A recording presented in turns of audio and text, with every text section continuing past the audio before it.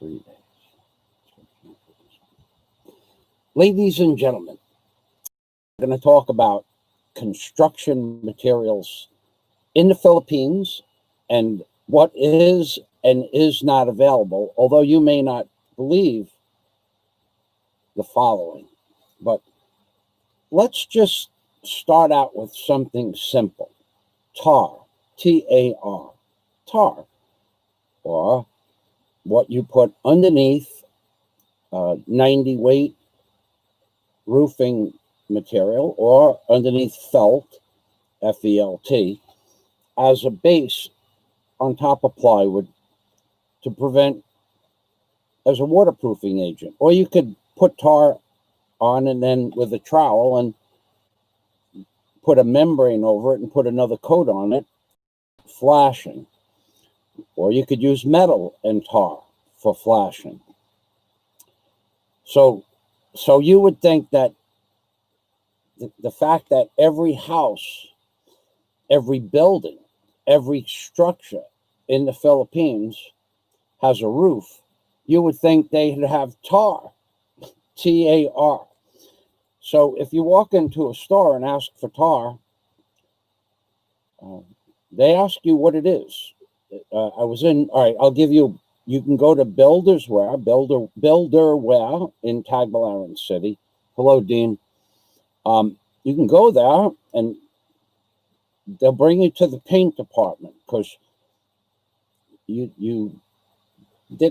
from, most of the men and women that work there from the province, so their English is, I wouldn't expect to understand what tar is in Visayas. So I understand they don't know what tar is. So if you tell them what it is, it's for the roof. Ah, yes, sir, come with me. So you walk over to the aisle that they bring you to, and they bring you to roof tiles. And you say, no, sir, I'm looking for tar. And you try to explain to them that where the wall meets the roof, you're going to put tar with a trowel. Ah, yes, sir, come with me. They bring you to the section where they sell trowels. And they don't have high quality trowels there. They have spot welded trowels, the kind that you buy for, like, well, when I was doing that kind of work, $1.99. But you could of course, if you remember back, or if you're a real contractor, they have trowels with wooden handles that are with an aluminum tang that goes down to a hardened steel plate with, you could get corrugated grooves from 1/16 to half-inch square for laying mud on the floor under tile. But so they don't. Okay, so now you're at the trowel department and you say, no, sir, tar, T-A-R, and they'll ask you what color it is. So that's what happened with me. And I said, it's home, black. Ah, black paint. No, tar. So they, okay, come with me. So they bring you over to the paint department and they give you black paint. They show you the black paint in the gallons. So they finally, a man walked by, I guess he was the manager, and saw 2 or 3 salesmen trying to help me. And he asked me what I wanted in English. And I said to him, tar. So he brought me over to,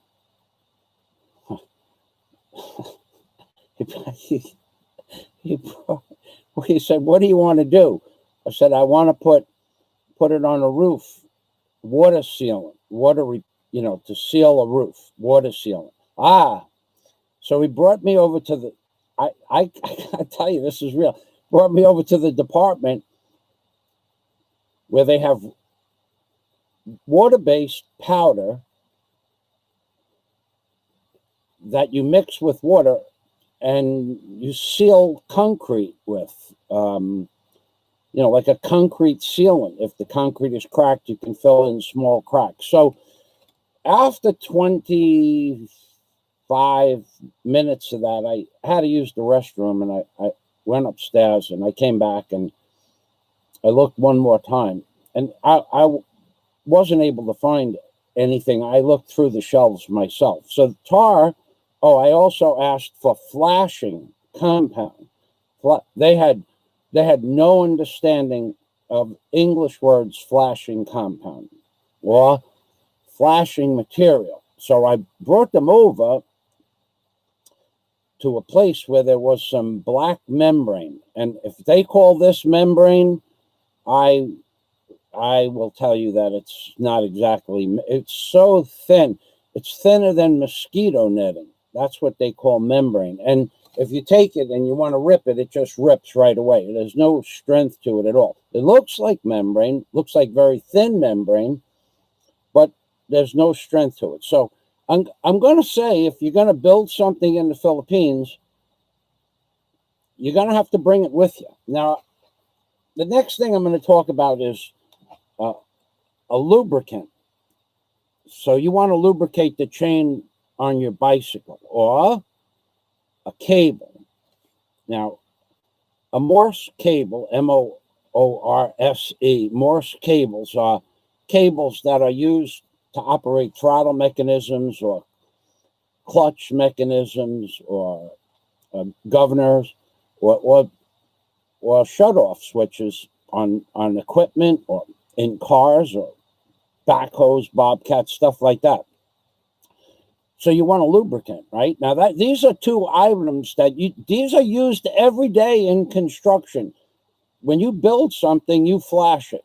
If you're building a house, I don't care what you're building. Somewhere on the building is going to be flashing. Wherever that, we have the wordsmith here. Wherever that roof meets a vertical rise or not, or 45-degree incline, you need flashing. You need compound, and you need what is called flashing cement or mastic cement. They don't have it here. That was Builderware, and I went to both Ace Hardware stores, one before last week, 2 weeks ago, and one after at the end of my day yesterday. They don't have tar. They don't have flashing. So when I went back after I used the restroom, I asked one more person that came up to me and said, "We found the tar." And I said, "Where is it?" So he brought me over to the paint department again, and he showed me something called coal, C-O-A-L, coal tar. Scott, I'm going to read that in a moment. Coal tar, C-O-A-L tar. Now, coal tar is a damn good product if you're going to paint a rusted surface that's going to be in contact with moisture or the elements, like the chassis of a car. When on the old cars, when you looked at the bottom of the old cars and it looked like a scaly finish, but it was black or blackish gray, that's coal tar, C-O-A-L, coal tar. They had that, and it was just under $20 for 3.5 liters, but that's not what I wanted. And you can't use coal tar. I guess you could use it for flashing, but it dries hard, and it just wasn't what I wanted. Okay, so let's go back, and then we're going to talk about power tools and converters and screws. Because if you think that you're going to buy screws in the Philippines, drywall screws, and any size, in any number of any length or diameter, if you think you're going to buy good screws in the Philippines, you're going to get screwed good in the Philippines. So let me read the wordsmith's comment as soon as I find the old foot glasses. I got a whole bunch of things I went looking for yesterday, and then I just walked around the store to give you people on YouTube an idea how difficult it is to find basic everyday items like ether. You want to use ether to clean something? They don't have ether. They've never heard of ether in an automotive store. It's not in a book that they can order it from. And if you ask them to look in the book, they won't, because they know they don't have ether. These are people who've been in the store for 10 years. They don't have ether. What they give you, if you say cleaning, they give you brake fluid, and that has oil in it. That's not good for painting raw metal. So let's hello, sweet skate. Welcome to my live stream. Thank you for stopping by, Princess. Okay, so yeah, looking young, says Scott Del Fuego. That sounds like a load of Malarkey, malarkey. But thank you, Scott. So let's see, Dean. Do they know the word mastic and or webbing? So I covered that. No, mastic membrane, mastic or membrane. Excuse me, mastic cement. No, there is no. I went through the entire store. It was a little bit more elaborate than what I said, but I looked on every shelf in every department. And they don't have mastic cement.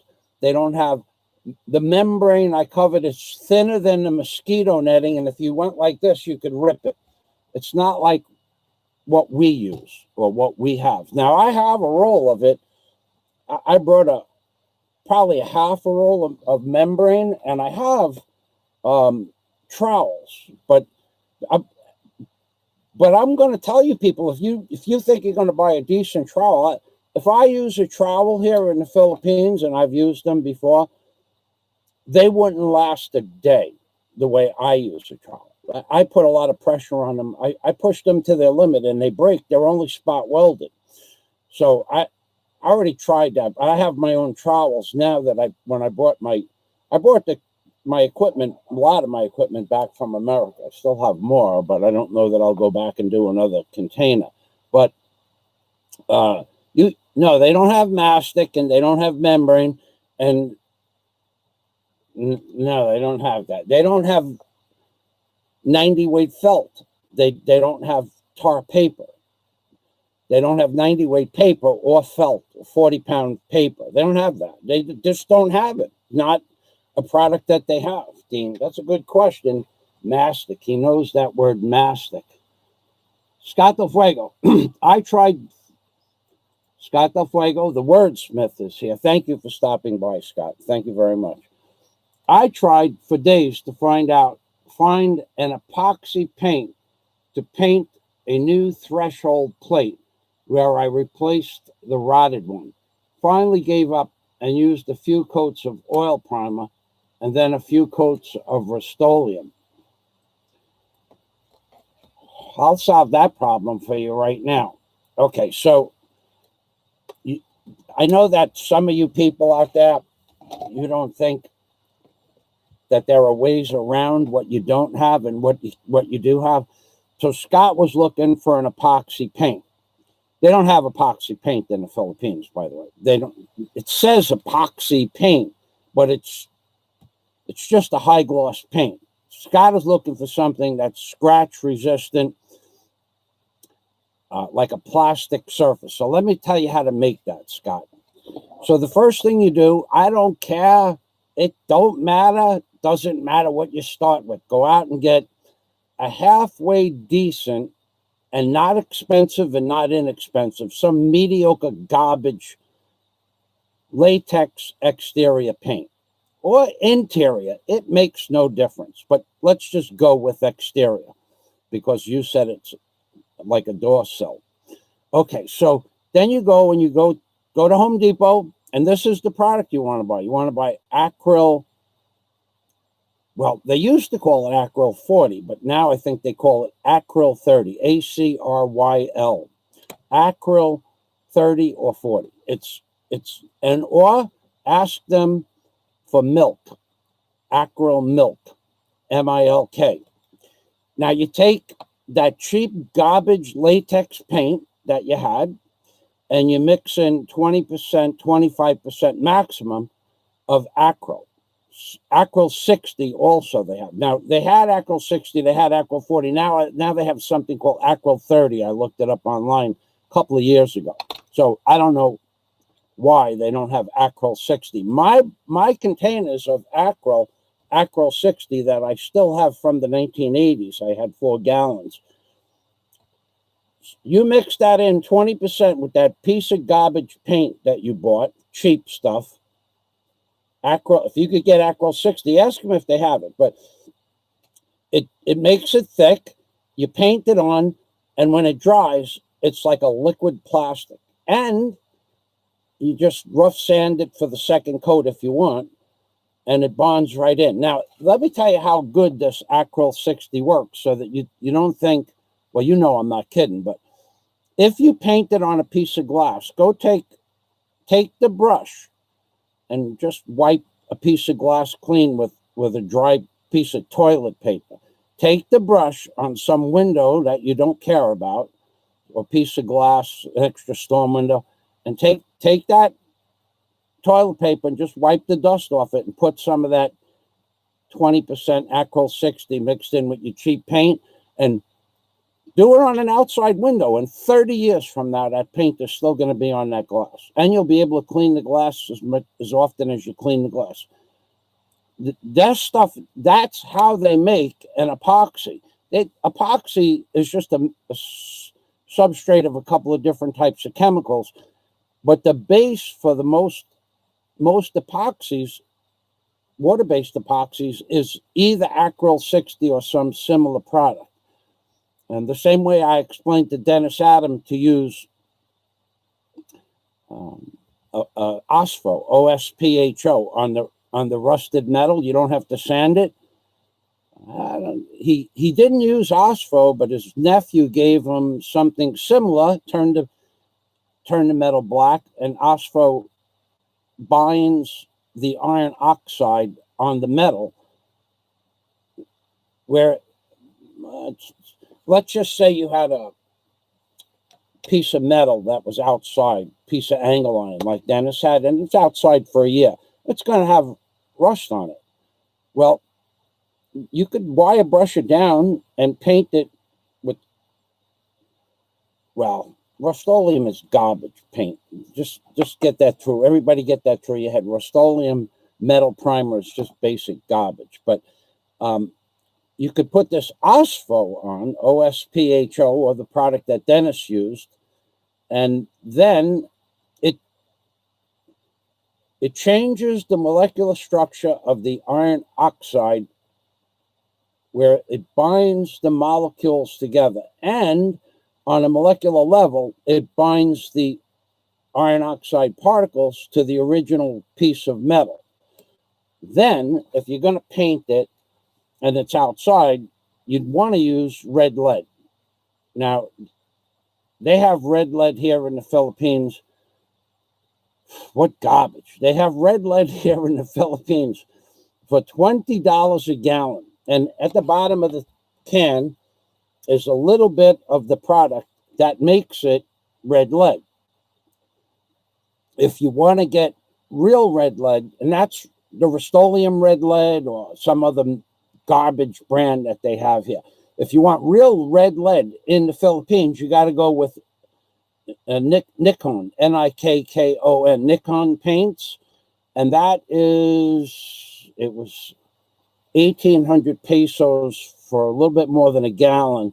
So it's like 30, I guess it would be about $36 for a little bit more than a gallon. But that is real red lead. And if you took two pieces of metal and you painted it with Rust-Oleum red lead and then painted it, or Nikon red lead and painted it, the Nikon would last for 10 years and the Rust-Oleum would fall apart in 2 or 3 years in the sun. So that's how you make that epoxy that you're looking for. And this Acryl 60 that I talked about, it comes in quarts or gallons, comes in 5-gallon buckets. That's how I used to buy it. And it will bond any paint to any surface forever. You just clean that surface down with some soap and water. Even if it's a piece of raw wood, it'll bind it. But you can't buy Acryl 60 here. They don't have it here. It's not. I asked them for, when I was building this house originally, I wanted some Acryl 60 because I still had my equipment in America. They never heard of it. Not only they never heard of it, they're not going to look for it. They're not going to order it for you. That's not in the book. They don't have it. And if it's not in the book, they won't look for it. But you can buy it from Lazada. I did see Acryl 60, but only in the last 6 months. 3 years, 4 years ago, you could not buy Acryl 60 here in the Philippines. Now, I don't know how much it costs because I haven't looked it up. I have my own stash of Acryl 60 now. So getting back, well, let me go to the comments again. Getting back to the comments. Flying Circus, yeah. I saw that that little load of spur nips you had on your W and Whiskey Echo keys. I saw that. I saw that stuff. Thank you for listening, Sweet Skate Vlogs, and thank you very much. Nice. Always gain value. Okay, so Scott the Fuego says, nice. Always gain valuable knowledge and solve construction problems when Michael shares his tips. I see Acryl 60 on Amazon for $30 a gallon. Okay, so that $30 a gallon, and I used to pay, well, I have gallons and I have a 5-gallon bucket, and it stays good forever. Actually, the gallon containers were so old that when I picked it up, they were brittle, and the handle pulled off. So I put it in an old Clorox bottle. But the product still works fine. You can play around with what I would use. Now, you already painted that saddle or that whatever it is that you painted. So if it was raw wood, the way you would go about that is get some boiling water and put it. You can't put the door saddle in a pot of boiling water, but you'd take the pot of boiling water and pour it over the saddle, top and bottom, and open up the pores on the wood. Then let it dry and put some weight on it so it doesn't warp or twist. And then you'd let it dry, and then you could paint the top of the saddle with the Acryl 25% mix, and you could do 2 coats, and that's your epoxy. That it's like turning a piece of wood into plastic. I don't think I have anything around here. I have some stuff outside, wall brackets, industrial grade wall brackets. So the bottom of the door saddle, I would thin out an oil-based paint, exterior oil-based paint, interior, it makes no difference. I thin it out 25%, but not with, I don't use paint thinners. I use turpentine. Now, turpentine's illegal in America, but here you could buy it for $10 a gallon. I have multiple gallons of it that I brought from America because it's legal here, but I had like 4 gallons that I had laying around from just when I used to do a lot of varnishing. So I would use turpentine. Turpentine has a bonding. Turpentine has, well, I'll explain it to you on a molecular level. Turpentine has what they call a 3-ring bonding level activity. Like it has to do with the benzene family, B-E-N-Z-E-N-E, benzene family of paints or products. Benzene and turpentine are very carcinogenic if you use them every day, because let's say you're using diesel fuel or gasoline to wash your hands with. Well, those 2 things are not good for your hands, but they don't hurt you. But benzene and turpentine, those products have what they call a 3-ring molecular structure. And how that affects the human genome is it goes into the pores of the skin and binds to molecules inside your body. The same way something would stick to, like paint would stick to a piece of wood or glass. Well, benzene doesn't stick. It binds. It binds in with the product. It like emulsifies the surface of the atom. So turpentine, it works the same way when you use it on wood. It works much better, turpentine, than mineral spirits. Might as well just mineral spirits, when it says thin it out 20%, might as well just throw that shit out. It doesn't work. It's not a good bond. But also, the difference between turpentine and mineral spirits is now they put a product in mineral spirits that if you put, let's say you had a 1 gallon can of good oil-based paint, and you put it in a 5-quart container to paint with. All right, mineral spirits, you mix in. It says thin it out 10%. 10% is doing nothing to the base of a paint, so you thin it out 20% if you want for a first coat. All right, so now you got a first coat on. You put a second coat. You could use the same product with 20% thinned out. It won't make a difference. And you leave it there for a year, and you come back, that gallon is now jelly, a hard gelatin, unusable and just garbage. But if you use turpentine and you come back in a year, the product is still usable. So it never used to be like that. Mineral spirits or paint thinner, they call it the same thing. You put that in with a paint now, and it has maybe a 4 or 5 or 6 month shelf life, or you open it up, it's jelly, garbage, throw it away. So do not use mineral spirits or paint thinner. If you're going to knock down the viscosity of a paint, you want to use turpentine. And if you can get it, I'm sure you could get it at a good industrial paint store, but anything else, only mix what you need for that day, because in 3 to 4 months, you're going to have jelly in the can. All right, so if anybody has any questions about construction materials, let me know. So let's talk about lubricants. We're going back to the lubricants. This is a product called Corrosion Block.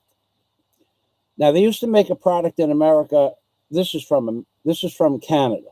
They had a product called TR4. Tango Romeo 4. And that was used on Morse cables, pulley systems, sliding mechanisms on the A10A. When they were assembling certain sections of the A10A, they used a product called TR4. And it didn't even come in a big can like this. It only came in 4-ounce cans. Can't buy that in the Philippines. You might be able to get it from Lazada, but here's what you get when you go online to buy a lubricant. You get Google spray lubricants in the Philippines, and all you come up with is 14 different products. All of them start off with the word WD, which means worthless debris. It should have fluid. WDF, worthless debris fluid. WD-40 is absolute garbage. There is no other product on the market that is less useful and more harmful to raw metal than WD-40. Even though it lubricates, when it dries, it has an acid base. So those of you out there, you have weapons and you see these guys shining up their guns with WD-40, or polishing them up, and look how nice and black and shiny my gun steel is. You could take those guns and you're going to open them up, put them in a nice dry case, come back 6-8 months from now, a year from now, and what's going to happen is you're going to cry. You're going to wish you never used WD-40 and anything, because like gasoline and kerosene, which is what WD-40 is, it has not acid, acetic, not acetic. Forgot what the name of it is, but it's a corrosive agent. It's something that just comes naturally in petroleum products. So you go ahead, take a piece of gun steel or a nice shovel or something like that, put WD-40 on it, leave it in the garage. It'll rust up. It'll make you cry when you're done with it. So that's garbage, WD-40. So what is WD-40? It's very, very, very, very, very, very, very, very, very, very thin kerosene. Very thin. It's just very thin. It's a fine kerosene as opposed to kerosene or fuel oil. Fuel oil is a thick kerosene. Jet fuel, kerosene is a different grade. Then you have white kerosene for your lamps. That's a different grade. Then you have jet fuel or JP4, JP6. That's a different product. All kerosene based. It's when you crack oil from a refinery, which is oil refineries, look them up. Distillation plants, cracking distillation plants, oil refineries, it's all the same thing. Oil used to crack into about 493 products, but now it's closer to 600 products that they crack basic oil, crude oil. So, but this WD-40 doesn't have any of those caustic qualities. You can't buy it here. I don't know if you could buy it on Lazada. If someone wants to look it up, you can look it up. But you can't buy any corrosion product. Okay, so you go into the biggest hardware stores in Tagbilaran or the biggest automotive stores, two of them. Tabal is right next door to Build-A-Wear, right? I mean, like next door. Tabal Automotive Supply. They don't carry anything but WD-40. And if you ask them for spray lubricant, they give you WD-40. No. I want corrosion block. Then they come over with another version of WD-40. And it's expensive. It's like $12 for a can like this.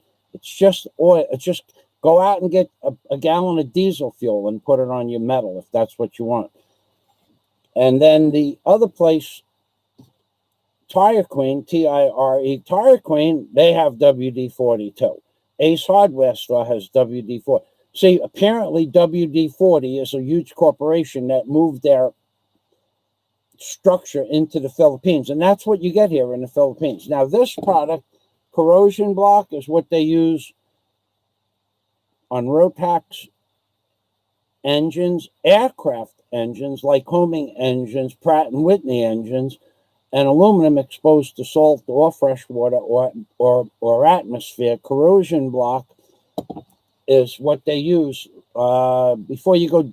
If you have a jet ski, before you go jet skiing, you spray this stuff on the motor. Cost a few dollars. It's $30 for this can, but you can buy it from the Canada store for by the case, 12 to a case. You can get it for $22 a can now, or last time I checked. So you could spray this stuff on top of your, if you had an old car, or on top of your distributor cap. If it had a crack in it, it will let the car run pretty good until it wears out in a few months. But it protects it, and it doesn't rust anything up. Now, if you put this in a Morse cable, inside a Morse cable is stainless steel typically, but it's magnetic stainless steel. The cable, the core of the Morse throttle cable. Well, magnetic stainless steel has ferrous oxide in it, and if you put WD-40 in the cable, it'll lubricate it for about, a few months. But then if you're not using it every day, the rust will lock it up and you could throw it out. And they're expensive here, I got to tell you. I don't want to tell you how much a cable costs here, but you'll wish that you used a better product. You could use it on throttles. You use it on battery switches where you turn in battery switches on and off. You can use it directly on your battery terminals. After you clean your terminals, just spray this stuff on them, and it will protect them depending on where you are for 6 months to a year. But if you put WD-40 on it, it's going to corrode them in several months. And when you take the battery terminal off, you're going to look at it and say, oh, this doesn't look so bad. It's still shiny. Yeah, shiny doesn't mean good connection on battery cables. Shiny doesn't mean anything on battery cables. What means something on battery cables is a good connection. But I've seen battery cables that you take the battery cables. Where the fuck? Okay, you take the lead battery female off the lead battery terminal, and they're both shiny. They're not making any contact because when lead oxidizes, it doesn't turn much of a different color than lead not oxidized. Now, let's say you want to buy bronze battery terminals. Well, you could forget that. You go to a marine automotive, well, they don't have one of those, so you can't go there. And you want to go to an automotive store and you want to buy bronze terminals? No, they don't have those there. If you want bronze terminals for a machine to do a repair, a battery cable repair, you need to go to a junkyard, find an old machine, and cut the cable off, and then a good machine, the cable would be soldered into the lug. It's called the battery lug, and you'd have to take the cable out and then put your cable in and resolder it in there. But buying bronze battery terminals, those you can't get. So I know that a lot of you probably will never need that, but you can't. Doesn't matter. You can't buy them here. They're not in the book. They're not orderable. Can't order those from Lazada. Take my word for that. Or you couldn't when I needed them. So now let's move on to shovels. Let me read this comment here. We'll see what's going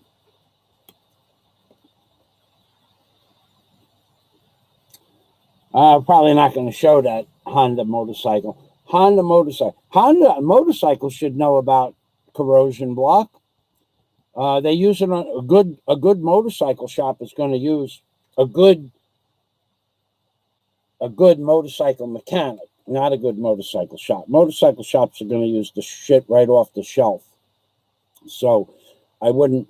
But you go to any Yamaha store or jet ski Sea-Doo store in America, you might have a different product that they use besides this, but this is what most people would use if it was available. Except the problem with this is in Napa Auto Supply in Key Largo, this stuff was $32 a can when I went back there in 2019. So $32 a can for 11 ounces is a little bit expensive, but you got to remember that Morse cable that you're going to lube with this is going to be lubed for 2 or 3 years. Whereas in WD-40, you put it in there and you're going to throw it out in several months.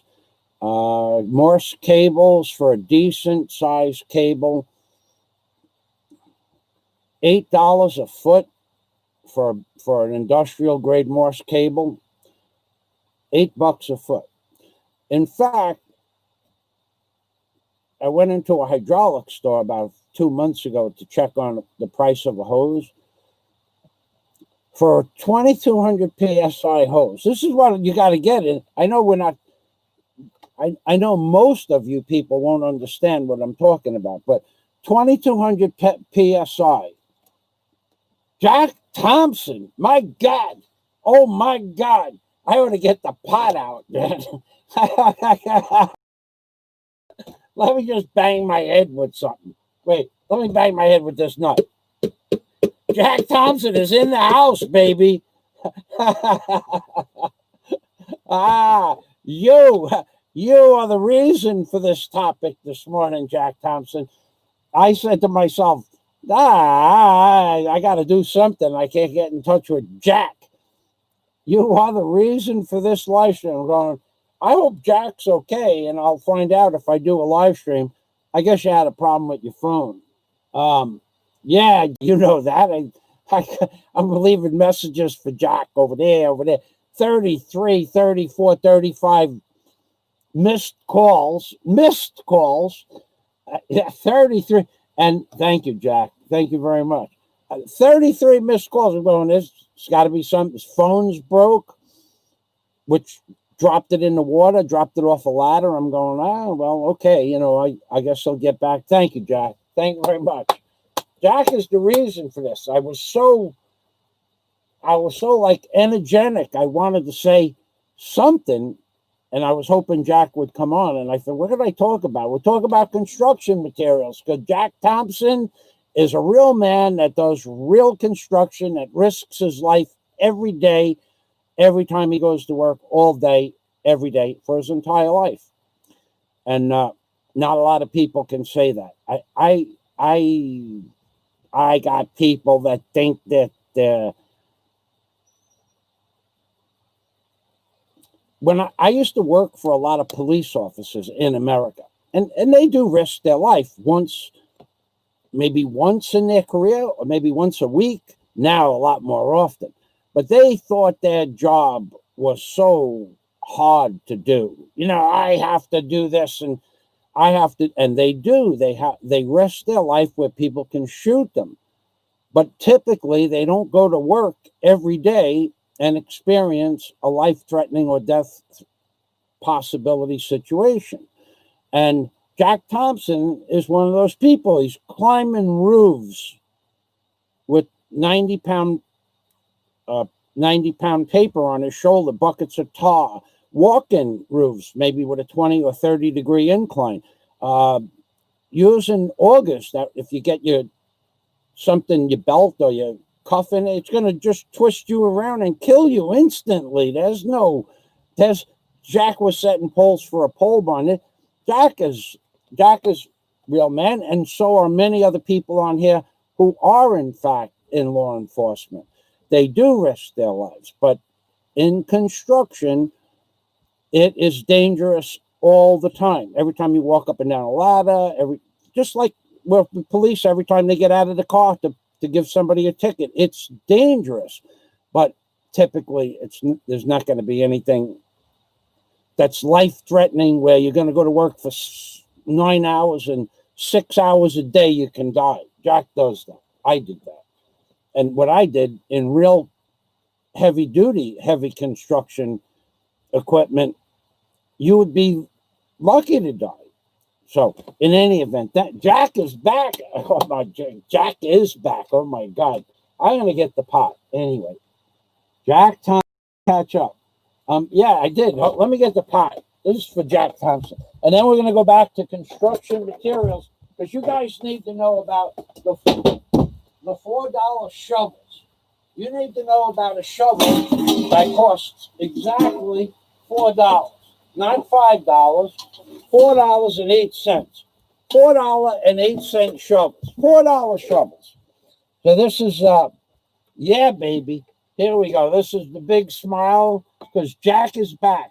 And now we have a chance to get jacked up on Jack Juice, which is the same as the money symbol. Salamat.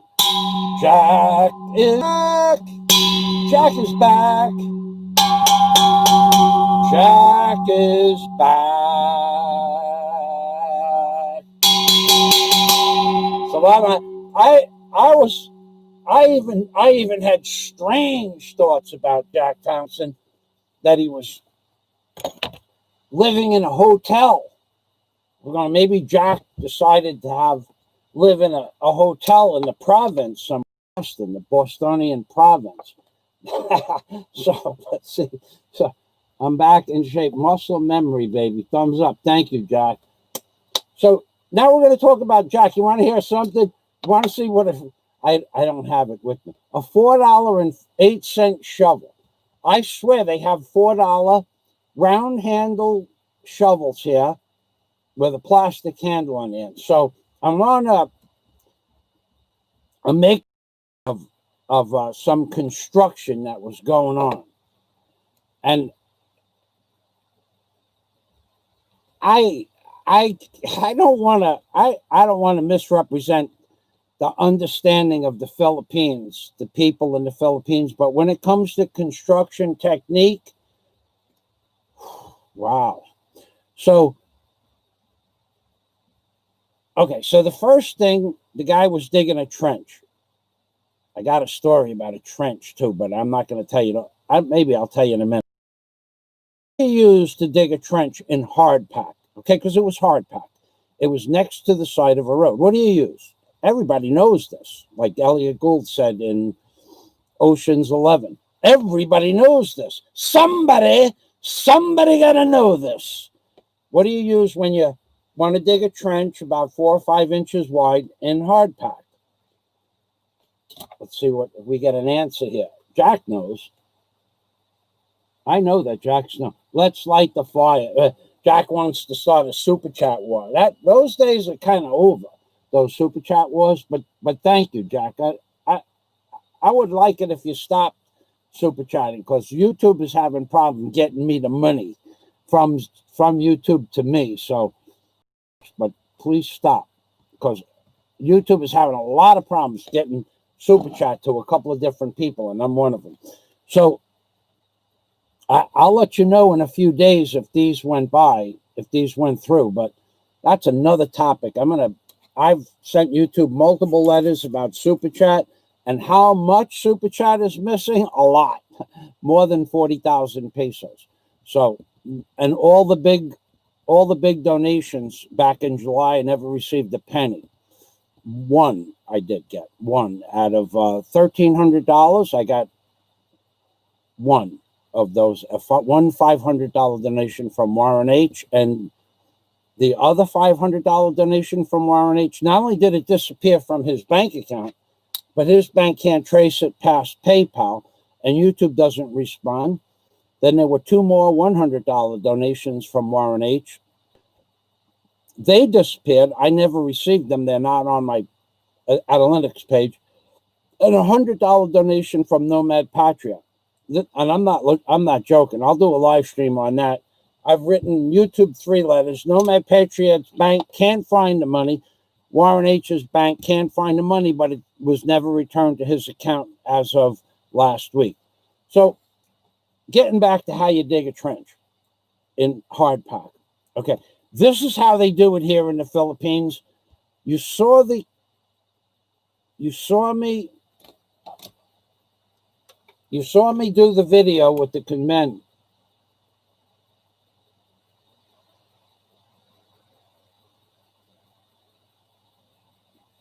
That's okay, Jack. That's okay. I'm not worried about it. It's crazy what's going on with YouTube. I really, without saying that YouTube is stealing my money, that's what it sure appears to be, because $860 as of last week in donations never got to my account, and all of those people shifting gears sent two $5 super chats to me last week. Didn't get either one of those. Nomad for 100, Warren for 100 plus 100 plus 500. All this pit, but it all came out of their accounts. All that money was deducted from all of those 3 people's accounts. So let's till I get something. I'm not worried about it. Thank you, Jack. I'm just glad that you're here. Actually, been worried about you living in hotel land. So how do you dig a hole in hard pack? A trench. You want to dig a trench. You want to go down 10 inches. Let's say you want to go down 18 inches. 18 inches, and you want to make it 7 inches wide for a 4-inch pipe, because you want to put a bed of sand around that pipe. But they don't do that here, so you don't really need to buy sand. I gotta tell you.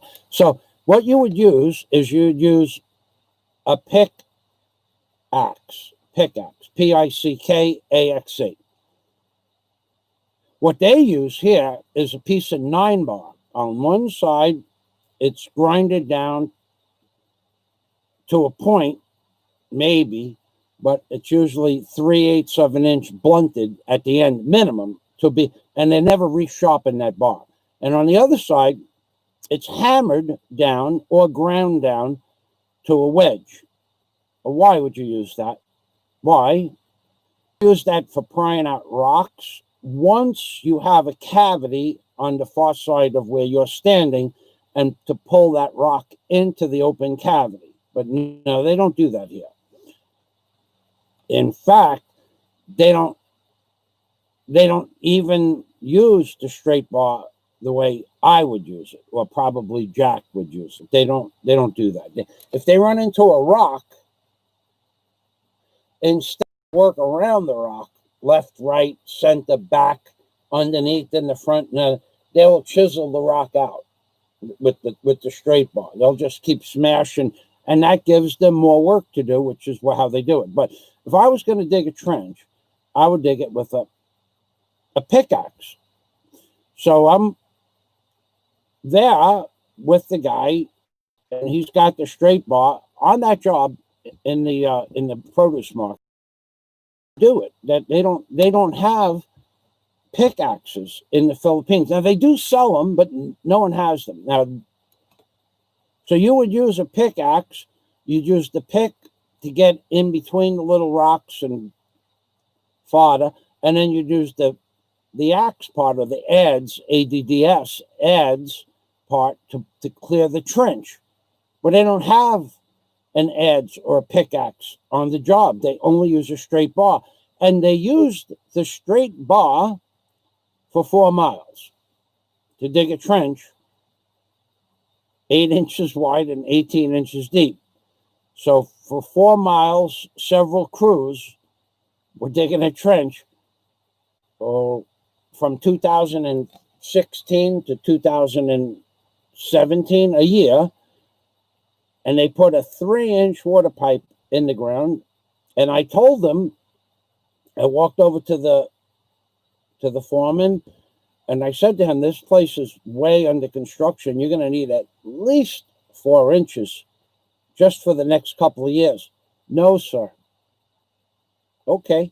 Well, when I got here, it had an 1.25 inch pipe. Then they moved it up to a 2-inch pipe in 2015. They dug that 4-mile trench out from the water tower to here. So then in 2016, they dug a trench next to the 2-inch pipe and put a 3-inch pipe in. Yeah, baby. And then for my friends that I told you about, the machine that melds the 4-inch plastic pipe together, now they came along and they were doing it with straight bars, no pickaxes, straight bars. Another trench next to the 3-inch trench. And then when the lockdown occurred, now this was going on for several months. I watched this stuff go on. I laughed. When the lockdown occurred, the city laid off a bunch of people, municipality. So I think they subbed it out to a private contractor because it's not city workers. And they brought in a little tiny tinker toy, but with a nice hammer on it. Maybe I think that it's a 6-ton track hoe. Not way better than a hand and shovel and a pickaxe, but that's like a toy, 6 tons. The whole thing weighs 6 tons with the hammer attached to it. Those are toys. Most of the big track hoes that I operated had hammers, ice hammers that weighed anywhere from a small ice hammer would be 4 tons. The ones I used up to 12 tons, hydraulic, and they were $500,000 a piece. Some of those hammers. So with the hydraulic compressor, but they don't use. So they have a jackhammer on a Tonka toy type track hoe, and now the operator, if it was my job, we're going into hard pack now. This is not coral. There is some coral spots where they're going across street straps and stuff like that. But I got to tell you, that operator made 5 hours of work from the time I left to go to Alona Beach to the time I got back.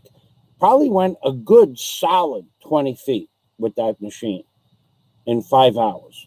5 hours. I could do that in 20 minutes, and I'm not lying.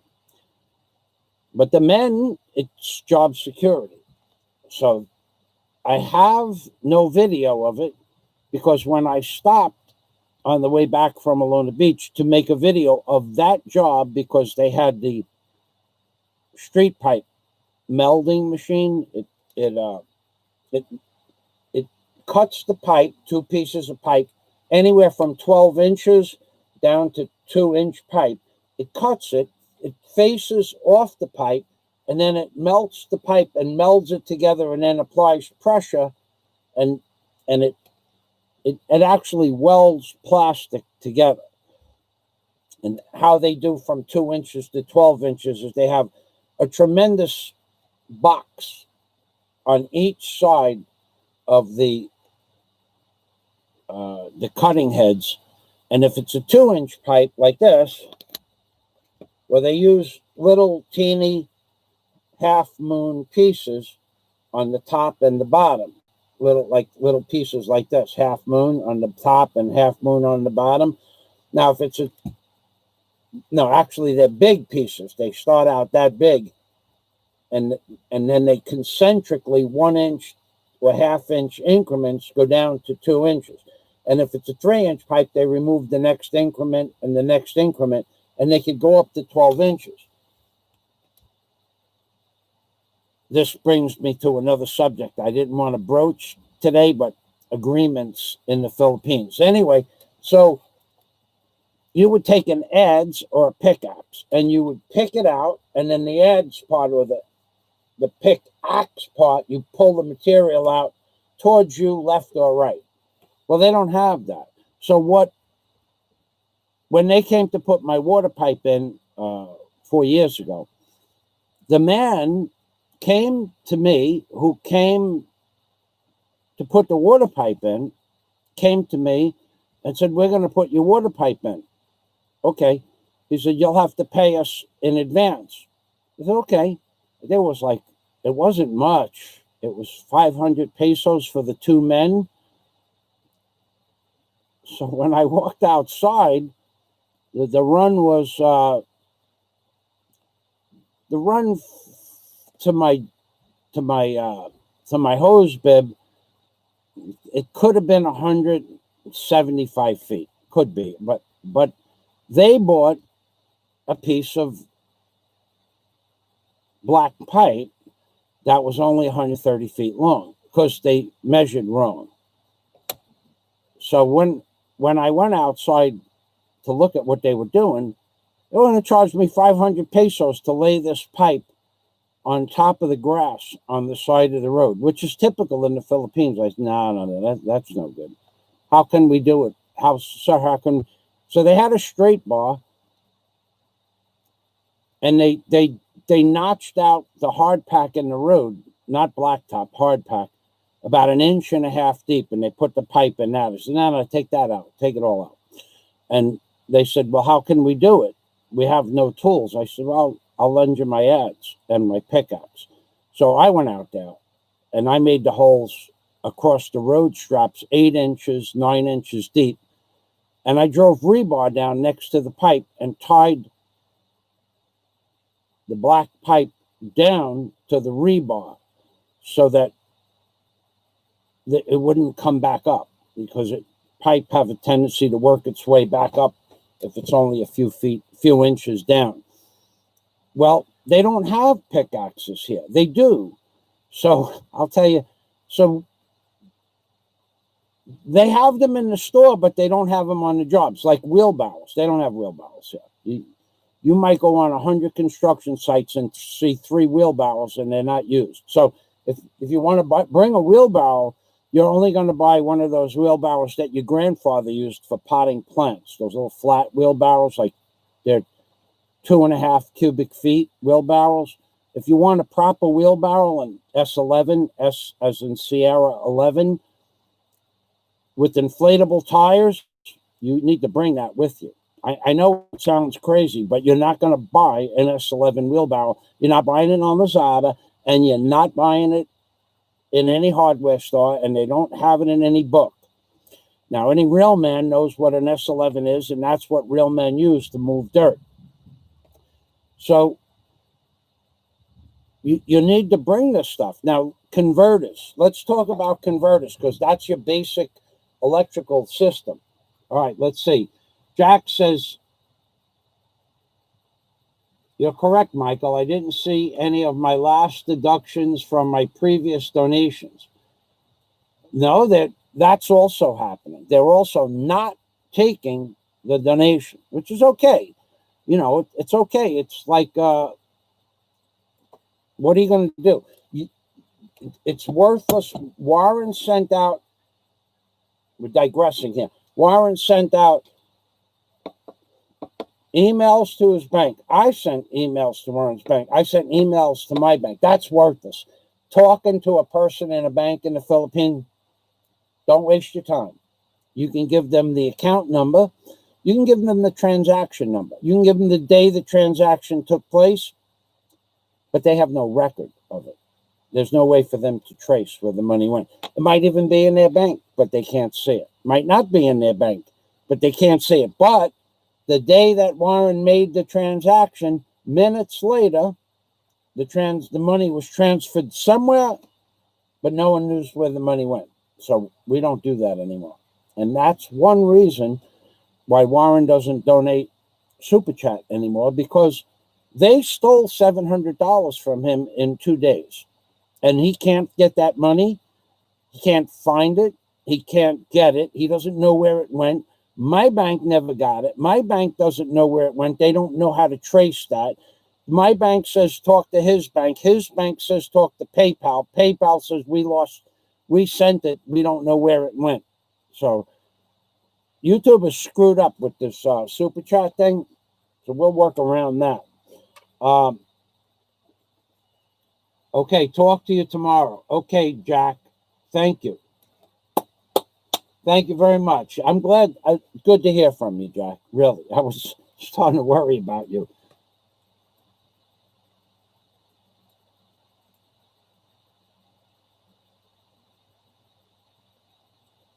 This is horrible. What a waste of time. Why wouldn't they use a backhoe or a ditch witch? Oh my God. I had a ditch witch. I had a 4-cylinder ditch witch that would ditch your witch any way you wanted. My God, I love that tool. In America, yeah, Dean, you're a ditch witch. Holy Christ. Dean, you're old. I gotta tell you, they don't ditch witch. Holy shit. My ditch witch, I bought back in, I bought that ditch witch back in, had to be the mid-'80s. I bought it new at an auction for $800. Oh, the crap you could do with that. But the problem with my ditch witch was it was made for soil. And here it's a hard pack without the lime. It's hard pack without the lime. They don't have lime rock here. Where we have hard pack with the lime that turns into a concrete substrate base, they don't have that here. They don't have it here. They don't, to my knowledge, they don't make hard pack with lime. So that, for whatever reason, I don't know why. And so but they do have crushed stone from 3 inches down to dust, which is what becomes hard pack. But so basically, what Dean calls a ditch witch is a giant chainsaw blade, or not so giant. Mine was 5 foot, the blade on my ditch witch. So it could dig down, it could dig a trench 4 feet deep, and it had a 6-inch wide chain, but it would dig out a trench 7 or 8, 9 inches wide, depending on what you were digging. They don't have them here. I have never, ever, ever, ever, ever seen a trenching machine in the Philippines. Never, not on any job. And Dean would know that the way to do a job here in the Philippines, if you're digging coral, is to take a trencher, a trenching machine, and to cut the perimeter of your, like for a septic tank, to cut the perimeter, and then to slice it 3 or 4 times, and then to knock the slices into each other like dominoes, and then pop them out with a backhoe or a bucket or, an excavator. So they don't have those here. They don't have trenching machines in the Philippines. I've never seen one. And I looked, not for one, because I looked for one years ago. I figured I would just buy one because I always liked playing with trenching machines, but they don't have them here. I went to Cebu, specifically to construction yards in the commercial district, and no one knew what a trenching machine was. Jackhammer. So they don't have them here. So the guys that were digging the 4-inch trench with probably a 900-pound hydraulic jackhammer, which is considerable, better than a hand jackhammer, they dug 20 feet of trench in 5 hours. Whereas the tool that Dean is talking about, a ditch witch with carbide blades or a trenching machine, could dig a 24-inch trench in one day through solid coral. My machine weighed 960 pounds, just under 1,000 pounds. And that would dig 500 feet of soil a day, no problem. And it was a gasoline. It had a 22 horse. Oh, what was the name of it? It wasn't a Briggs and Stratton. It was a 22 horse gasoline powered engine. And it had the clutch, double belted clutch. It was a strong machine, but they not carbide tips, not for coral trenching. So could buy the belt for it, but the belt cost more than what I paid for the machine. So I sold it to somebody for like $300 when I left New York. So that guy dug 20 feet of road, 18 inches deep, with a hammer for a 4-inch pipe. That the trenching machine that Dean is talking about, ditch witch or a trencher, small trencher, 1,500-pound trencher, could dig 300 feet of coral in one day, no problem. 300. And if you had a big trenching machine with a 6-inch blade on it, you could dig 1,000 feet of trench, 18 inches deep, in one day. So they don't have that stuff here. They don't have equipment here like we have in America. Nor do they want that. They will use that straight bar forever. So after the guy dug the trench, I stopped and I said to the guy, this is something, a subject I'm going to broach another day, but agreements with the people in the Philippines. So I said, I'm going to make a video, and some man in the background, I told you this story partially, said, I didn't finish the story though, because I didn't know that the story had a finish to it until about 2 weeks later. So I said, I want to make a video of you using the machine that cuts the plastic and melds it together. Yes, sir. And one guy yells out, I don't know why he did, but he did, no video. Okay, no video. I didn't even have the video camera out of my pocket. So the guy, well, I might have had the camera in my hand, but I wasn't videotaping. Well, it's just a cell phone. All cell phones have a camera. So another guy yells out, you buy lunch, which I told you about. And I said, okay, I'll buy you lunch, but you use the machine. No, you buy lunch. And with that, a lady taps me on the shoulder, snack lady. So there's 18, 20 men now. And it would be 200 pesos for snacks, which is okay. I would be happy. But I said, use the machine. I want to make a video of the machine. No, you come back Monday. It's okay, Monday I'll come back and I'll buy you snacks. No, you buy today. No, you're not my boss.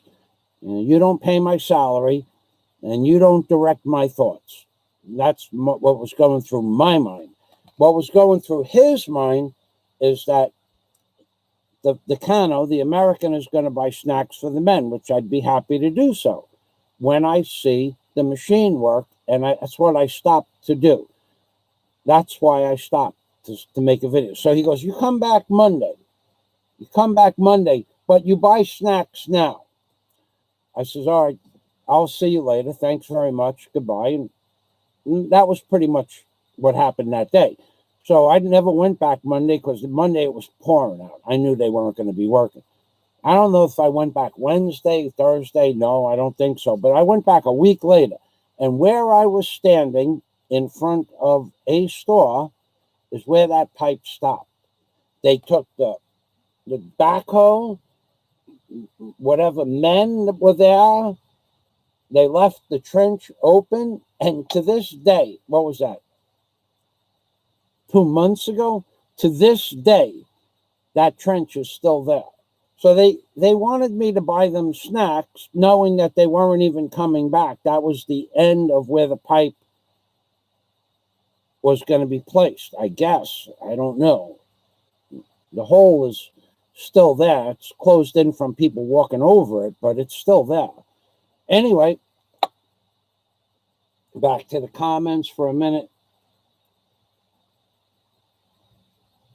A real wheel.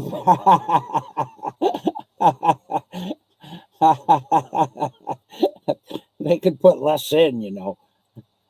That, in fact, Dean, you're being facetious, because a wheelbarrow is meant to put the weight over the center of the axle of the front wheel. It's not made to pick up.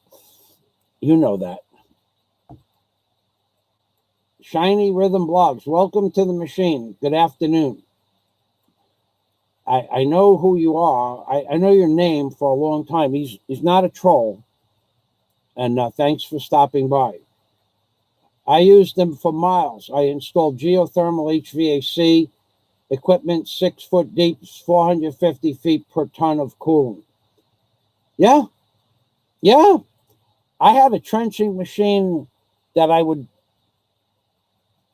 it wasn't my trenching machine, but you could go to Tavernier Rentals, and they had a little 6-inch trenching machine that would go down 6 feet. And if I had pink coral or hard coral, I would trench out the perimeter of the septic tank where we were going to drop the tank into the hole, and I'd slice it. Now, there were bigger trenching machines, but that trenching machine would not do... It would only go down 6 feet in coral. But Mr. Mitchell had a trenching machine that would go down, probably had a 10-foot blade, so it'd go down 9 feet, and it was a foot wide. And you could do a foot wide trench, 5 feet deep, in hard pack or soil. You could probably do 500 feet a day. Easy 500 feet a day. That's nothing for... But in coral, he could definitely do 250 feet a day in coral with that machine.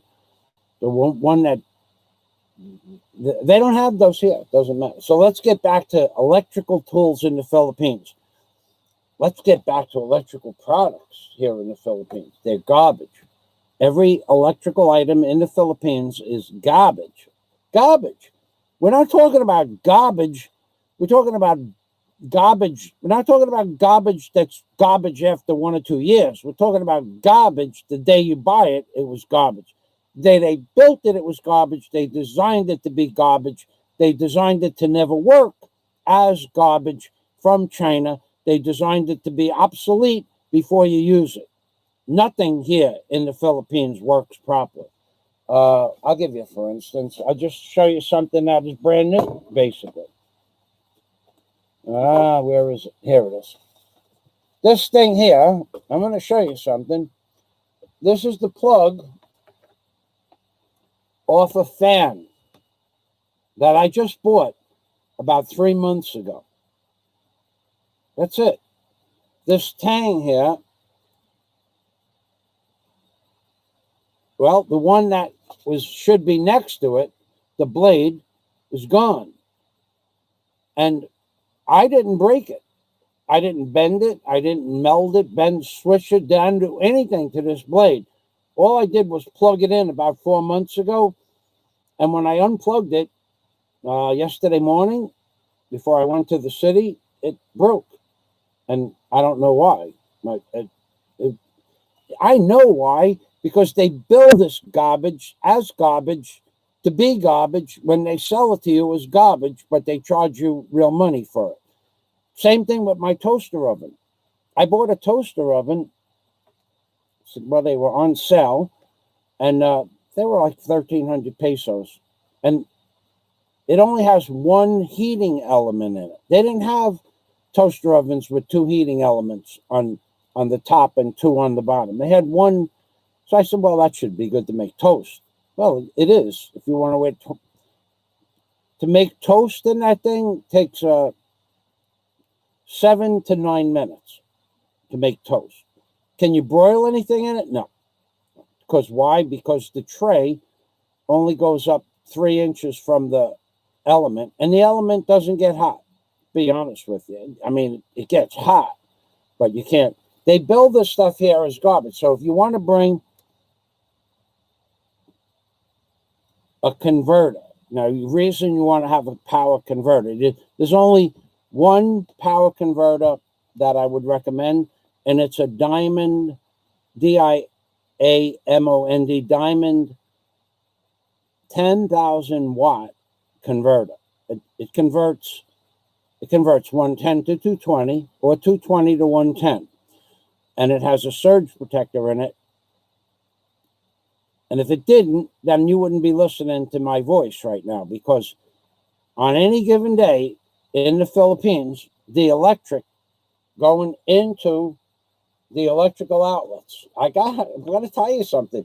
You hit the, you take a fluke electrical tester and you put it before the voltage converter.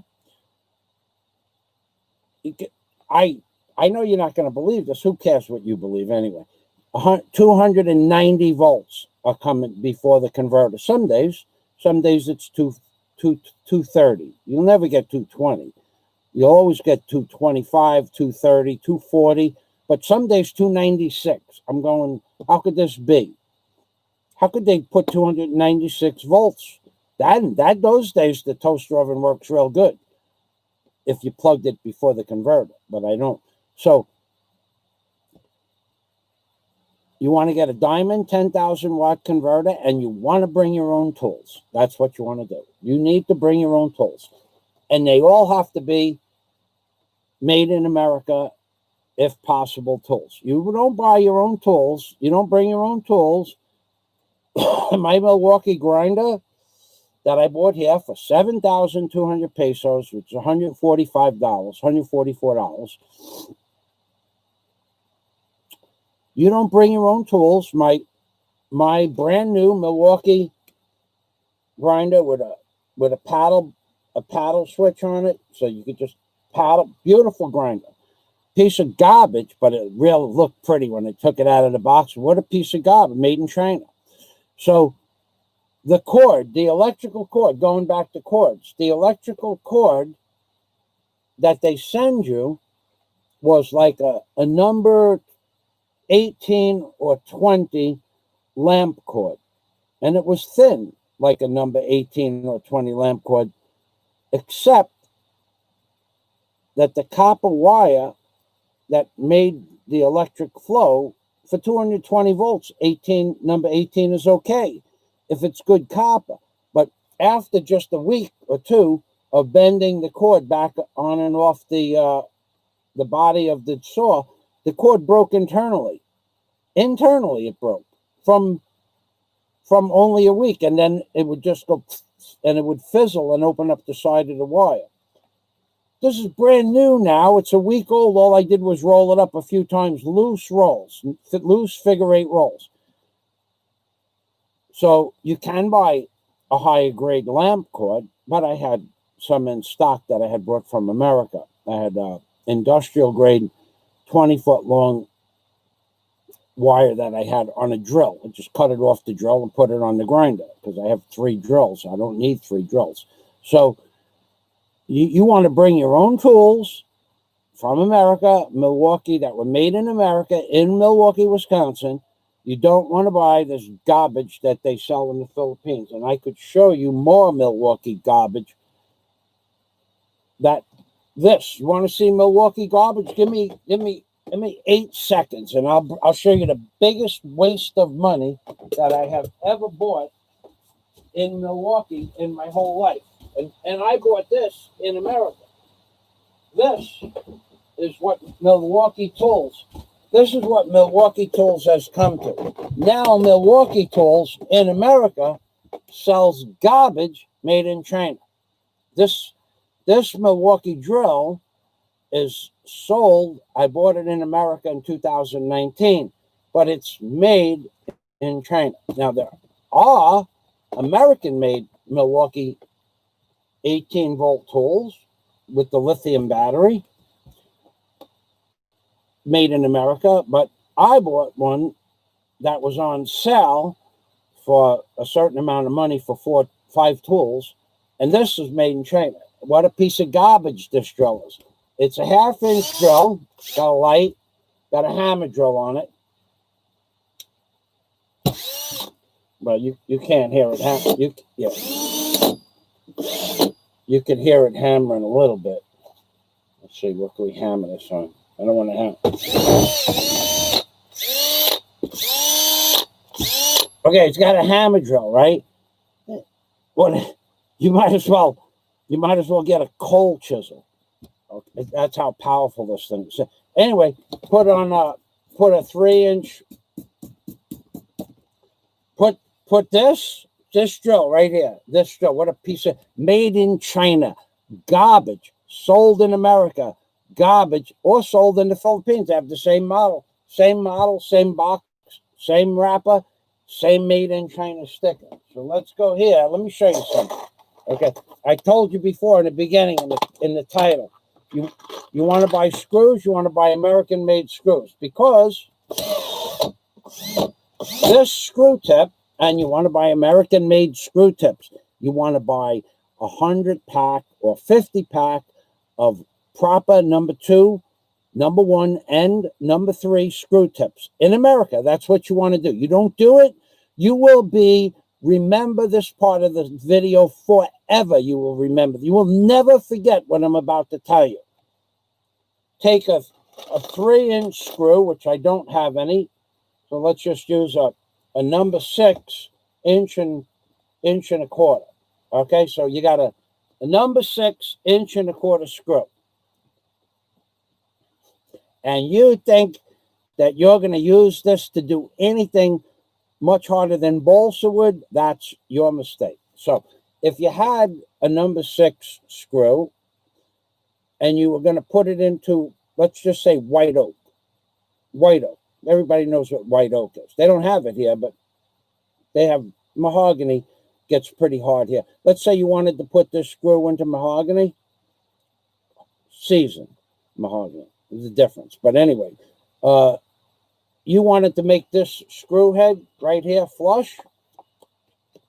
You want to make that screw head flush with a piece of hardened, seasoned mahogany. It'll snap before it gets a 1/4 inch away from the head. 9 out of 10 times. Why? Because the quality of the material of the screw is garbage. Now, if you had a 3-inch screw and you wanted to put it through coconut lumber, that is a dream. That's an illusion that you have inside your head, that you're going to use this tool to put a 3-inch screw into seasoned coconut lumber. Whereas 30 years ago, you could have bought the 12-volt Milwaukee equivalent of this 18-volt and put 3-inch screws into white oak all day, but not now. What will happen is, first of all, it won't drive the screw 3 inches down. If it did have the power to drive the screw 3 inches down, and you were using a Philippine screw tip on this magnetic screw tip holder, it's stuck in there pretty good. Anyway, this screw tips come out of here. I'll show you. A lot of people don't know what I'm talking about, so I'll just show you. This is a magnetic screw tip holder. Okay, so this screw tip comes out of the screw tip comes out of the magnet part. And the reason that this is magnetic is so that when you put the screw on the screw tip,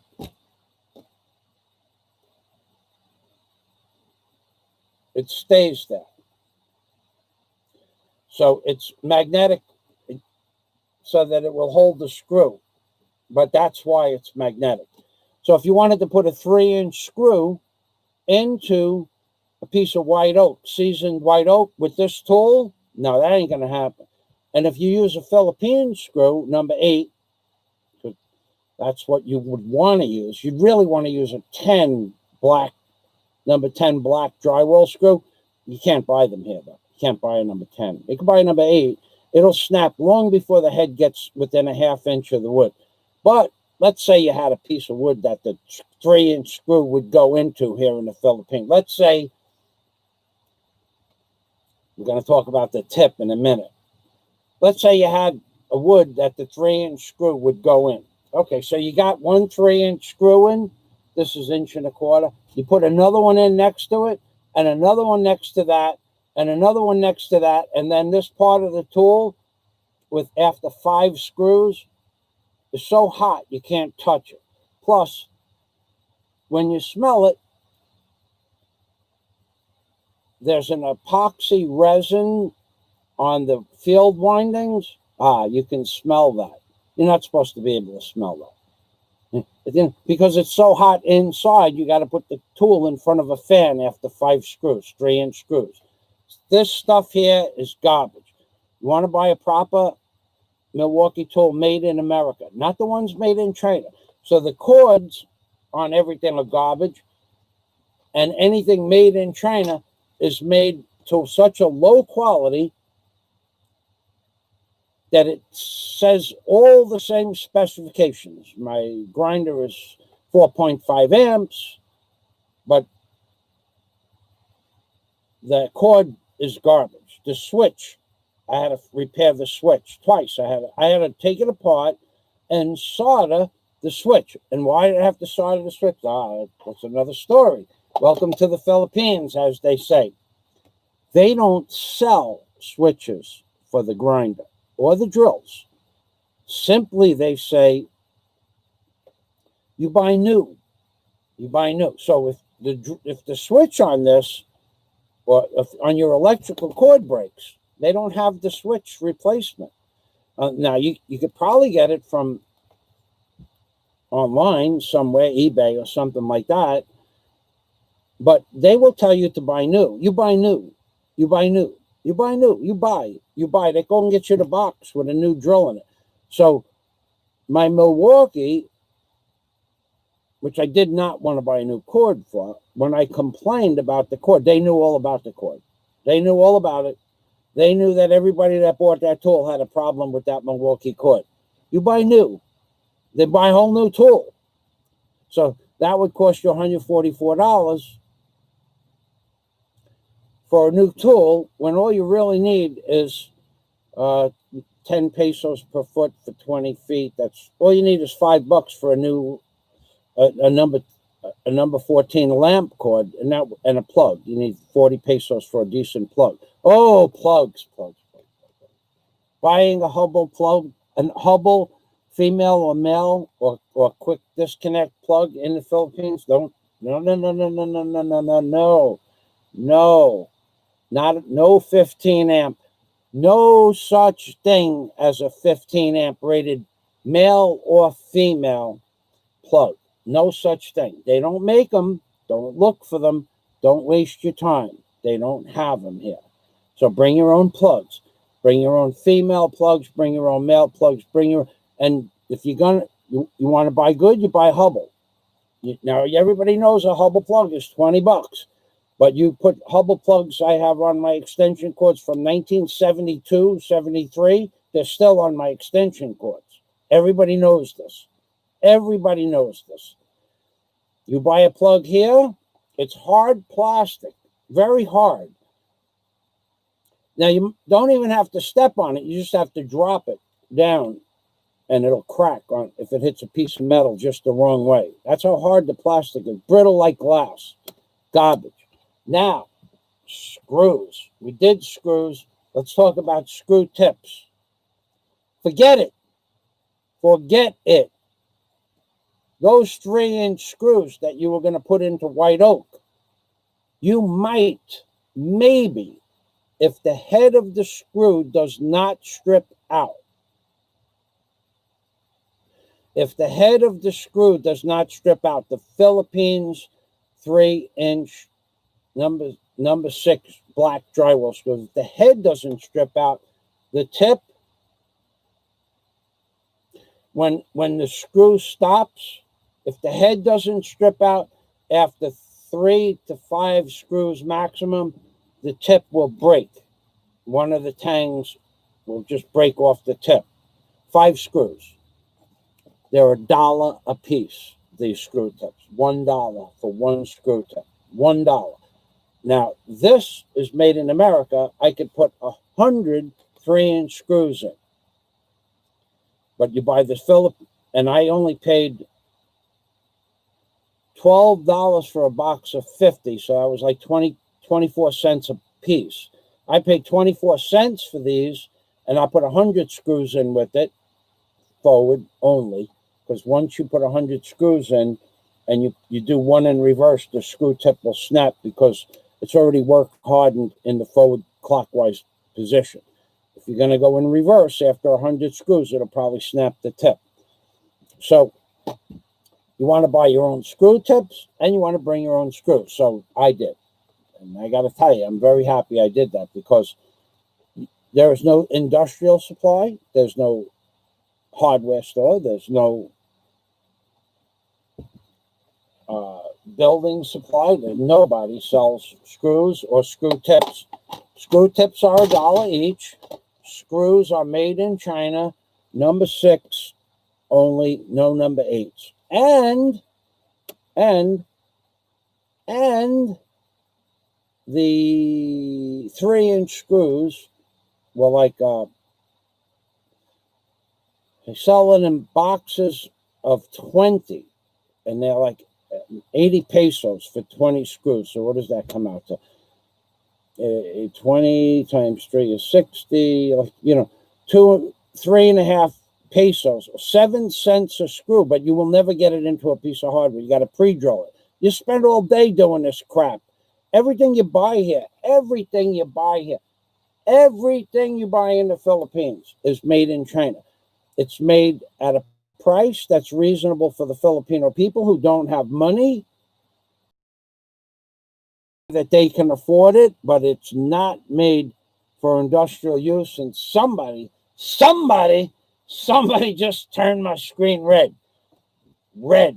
Oh my God, let me put on my bifocals. Thank you. Salamat. Somebody, they are probably Grand Adden. Oh my God. Hello, Grand Adden. I did read your comment last week, and I've been busy working on, I went swimming a few times. Thank you, Grand Adden.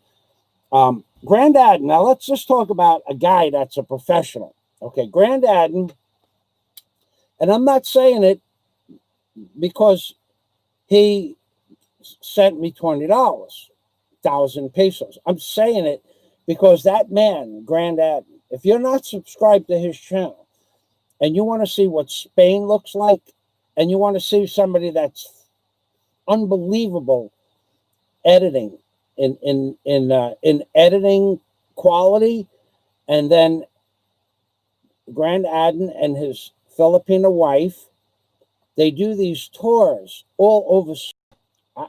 They do tours like you wouldn't believe. Some of the sites, it makes you realize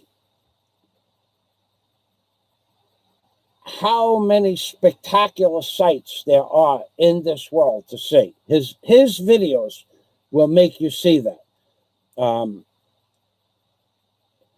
He did a video, I think it was 6 weeks ago, overlooking a bay in Spain. The spectacularness of the site was just, it was like, I've never seen it in a movie. I'm surprised that they don't have this vantage point in a movie. And you walk along, you just have like a 3-foot rock wall. You can sit on it. You could jump off the cliff if you want, but it's several hundred feet higher than the water. And then you can see like an island or peninsula, and the ocean comes in, and you could swim there, but the water's cold. It's kind of like the North Sea. Water comes from wherever it comes from. It's cold, but he has videos on Grandad on his channel of Spain, of the subway system, of the roads. You could drive on the road for like miles and you won't even see a piece of debris. So he has clarity in the videos. And then when you walk through the streets of Spain, wherever Grandad makes a video of Spain, you'll never see a piece of debris on the floor. They have refuge containers, like we do in America. But in America, there's garbage all over the place. But not in Spain, not where he. So if you want to see what Spain really looks like, Grandad and his wife, I think her name is Holly. I think. I'm not sure. Grandad and his wife, I do believe her name is Holly.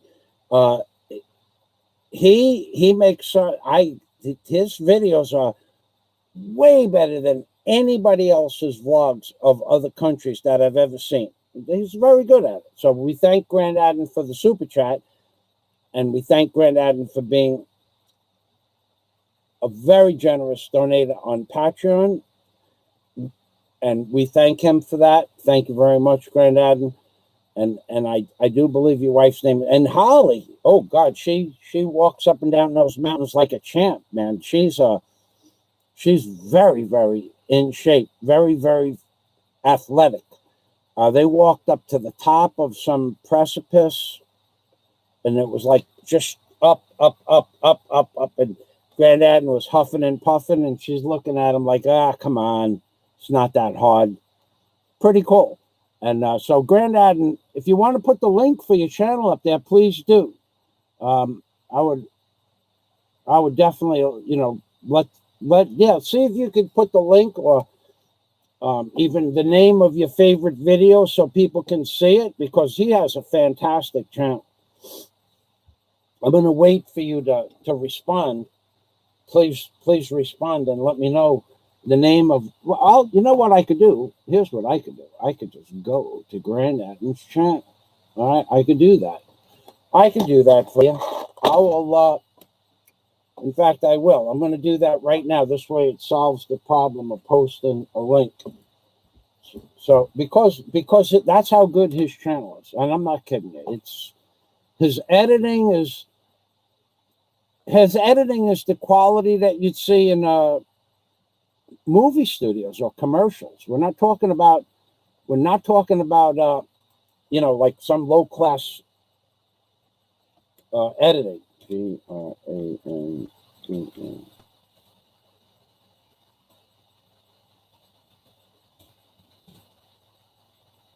Let's see what we got here. Spain, Grandad. Here we go. Okay, so I'm going to his channel now, and I'm going to give you the link for Grandad's channel. And let's see, which was the one? Oh, did the France countryside. I think the one I was talking about was made in Madrid.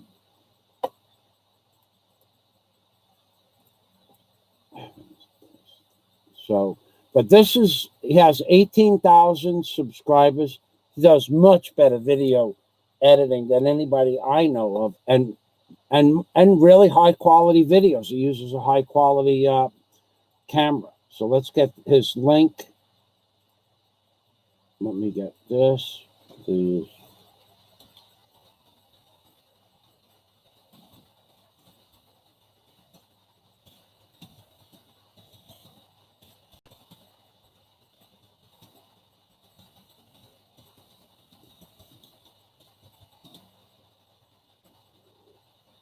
Okay, so it says, please subscribe to the best Spain channel in the world.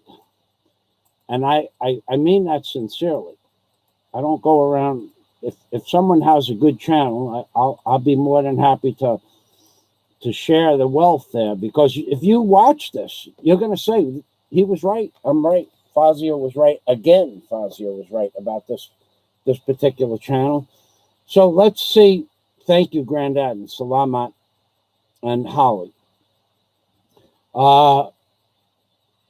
Bobby Digital, welcome to the machine. Thank you for stopping by. I remember the name, but we don't know each other. Thank you for stopping by. So, when I come there, I was thinking about packing a 40-foot sailboat with tools and materials and a deep freeze full of steaks. Would I have any problem finding a place to park the sailboat and live on it? That's probably, I thought about that when I left America. I was going to buy a 62-foot sloop. I never sailed. I didn't know anything about sailing. I wouldn't do that. I mean, aside from crossing the Pacific Ocean,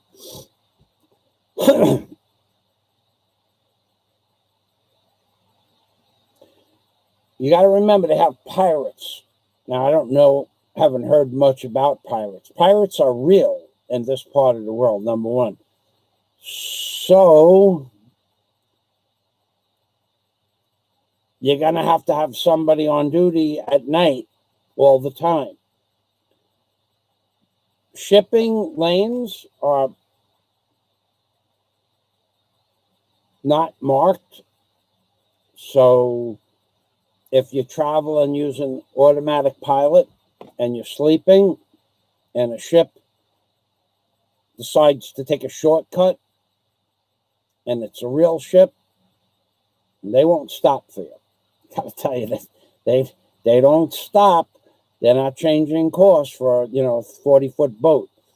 If they even see it. If they do see it, they might not care. Number three, you wouldn't have a problem putting tools on your boat. You're going to have to pass through customs, but you would have a problem anchoring your boat anywhere in the Philippines unattended and come to shore in a runabout. No, that ain't gonna. You leave your boat unattended, that means you don't want that stuff anymore. You're going to be anywhere from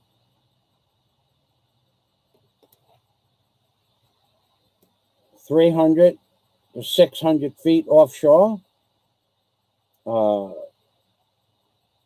Could you do that? Yeah. If you had a 24-hour security on your boat, would you do that? I don't know. And you need. So, do you have 24-hour security? Leaving your tools, leaving your boat unattended here? The local people in the province of Bohol, there's not a lot of theft, but there's not a lot of property on the boats. No boat leaves fuel in the tank of their boat. Most boats take the motor off the boat at night. And if they knew you had a lot of electronics or equipment, I don't know if it would be safe. Here, maybe in Bohol, yes, but in Cebu, no. In Palawan, I don't know. In Dumaguete, I have no idea. You don't want to live in Dumaguete anyway. The water's filthy there. At least by the city of Dumaguete itself, the water is just filthy. So for you to find a spot where there was clean water, deep water, and a safe harbor, you might want to get in touch with me. But unless you're a member of my Patreon community, I don't spend a lot of time talking to people. So that might not be possible. But no, I would say no. I wouldn't do that. And I would say packing it up full of tools, I wouldn't do that either. Because you can't get back and forth to shore. You're going to spend. A guy had a sailboat here about 7 years or 6 years ago. He had a sailboat here, right? He had it parked. He had to park it 950 feet from shore, number one. So when he came to shore, somebody went out and lived on the boat. That was the only way that worked. And when he came, and he had a wife and a son, and you might see him in some of my older videos. And I don't mention his sailboat, but blonde-headed wife, blonde-headed son. We're in a pizzeria in Bohol. But you're not leaving your boat out there with tools and electronics. Now, I would say that's not going to happen. You might get away with it for a few days. Now, getting back to, can you park it offshore? Would it be legal? Yeah. Would it be legal to bring guns here? No. So you can't protect the boat. Forget that. You'll go to jail before you even get to shore. Then your stuff is going to be gone for sure. Shore. Not onshore, but for shore. So, yeah, I wouldn't be doing that. And I would look, I would look at the charts for the water around the hole, but I could tell you there's places says 2.5 meters at low tide. That's bullshit. At low tide, there's rocks sticking out of the water. At high tide, there's rocks 10 inches below the surface. And those charts show you navigable waters with a 9-foot depth. And you have rocks that are 6 or 8 inches from the surface. Yeah, I wouldn't do that. Now, there's a place, I don't know where you want to live. I'm only going to spend another minute with this, and then I'm going to move on to the next question. There's a place in both Bohol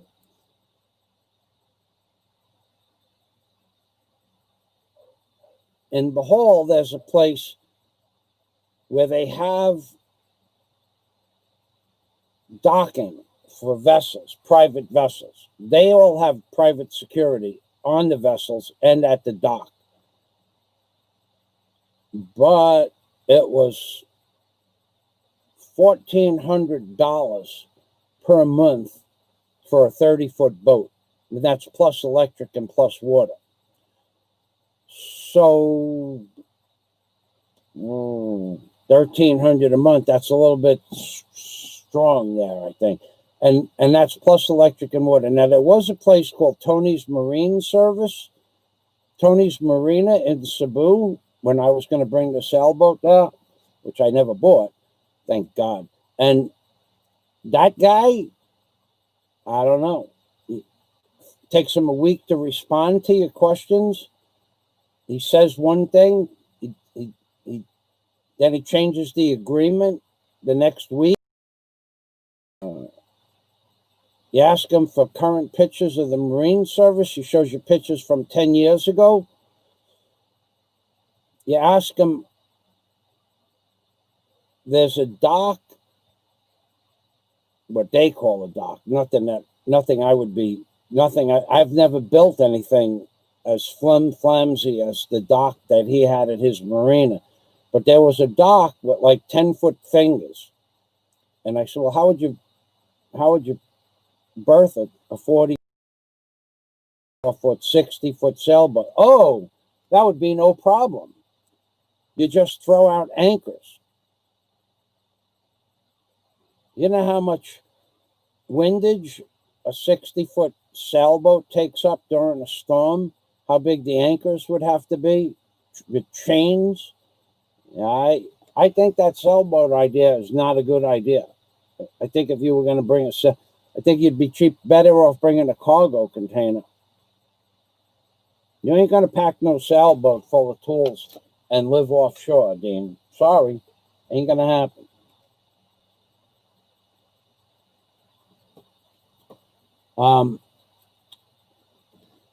Okay, Scott, thank you. Thank you very much. I know, Scott. I understand that. Thank you. Thank you very much, Scott. Thank you. Dean,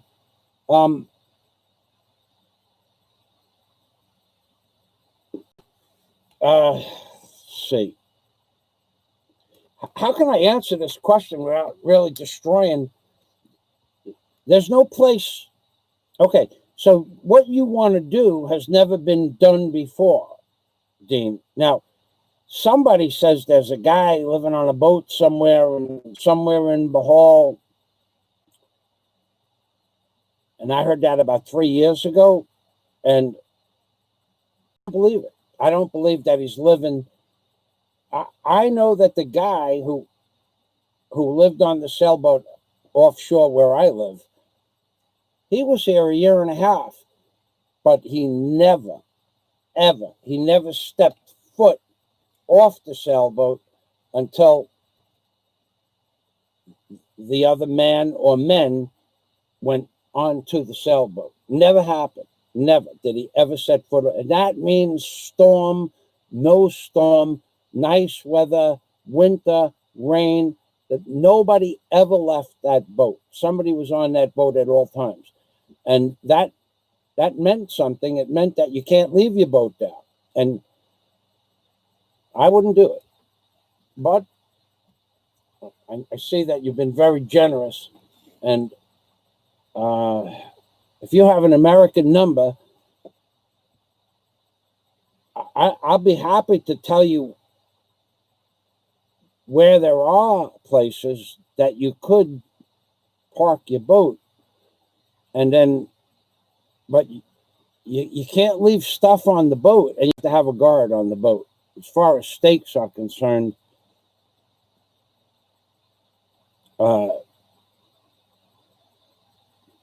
you could catch fish here. You know, if you're a diver, you could catch, big grouper right just 500 feet offshore. There's big grouper. We saw some when I was diving the other day in Alona Beach. Some of them were way too big to, they were like 48 inches long. I didn't see them, but the other diver saw them. But there's a lot of big fish if you're a diver.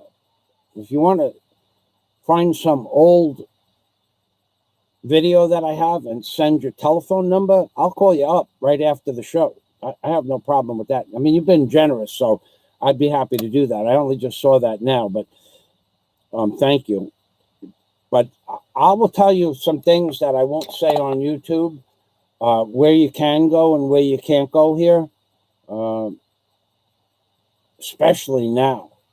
But yeah, please just drop your number somewhere on one of my old videos, and I'll look right now after the show, and I'll call you up. Any U.S. cell phone number or any U.S. number.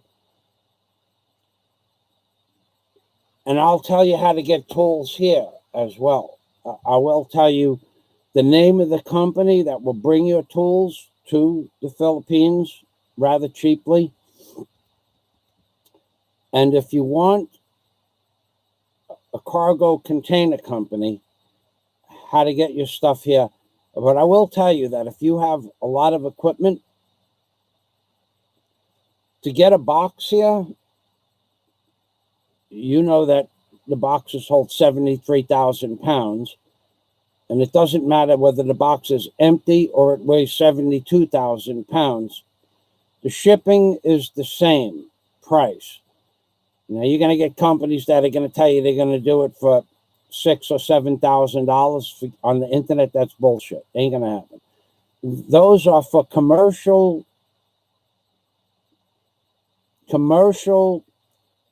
transfer of goods from America to the Philippines. A cargo container full of commercial goods, like 4,000 stereo sets in the box from the factory, wherever they in America. Let's say Zenith still made stereo equipment. That you could ship to the Philippines for about $7,500 per 20-foot cargo container, plus $2,000 for what is the name of that fellow that I did business with? Customs broker, plus 50% import fees. So it goes from what they say we'll ship it for $7,000. Don't believe it. It's $7,000 plus $2,000 for a customs broker. not 2,000, 2,500. That's what it was 4 years ago, 3 years ago. So you're up to $9,500, and figure another $1,000 for stamps, what they call stamps. So for commercial goods, it's about $10,500 for a 20-foot cargo container. But if you're bringing household items, and there's 200 places on the internet that say they'll pick up your cargo container full of commercial goods, for every 200 places on the internet that says they'll pick up your cargo container and bring it to the dock and get your paperwork done, there's another $1,000 in paperwork that they don't tell you about when they pick up your container, and they're raping you for that anyway. But that's so figure 11.5 for commercial goods, 11.5 for a full cargo container, 20-footer. But for private, you'll make 300 phone calls before you find one disreputable person that I still have not received the money from, nor will I ever. And the name of that cargo company is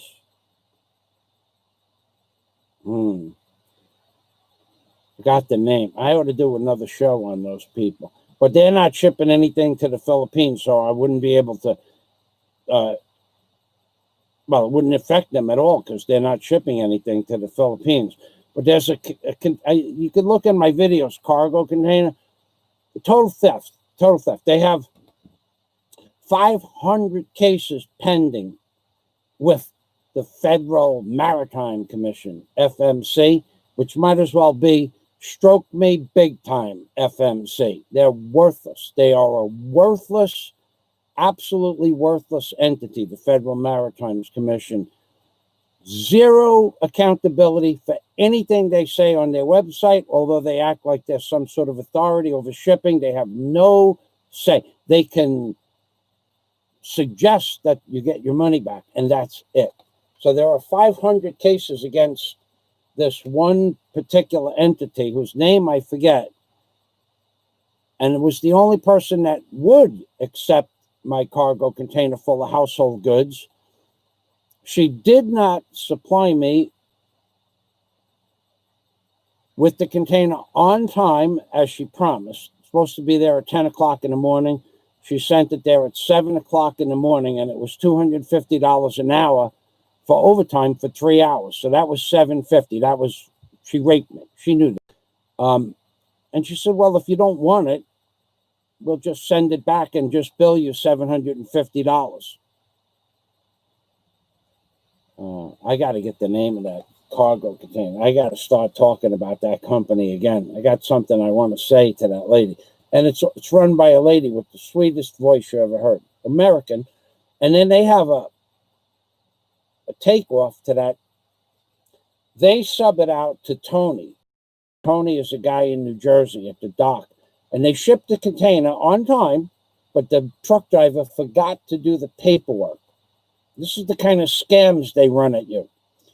So she charged me $750 for overtime for the truck. And then it got to the dock.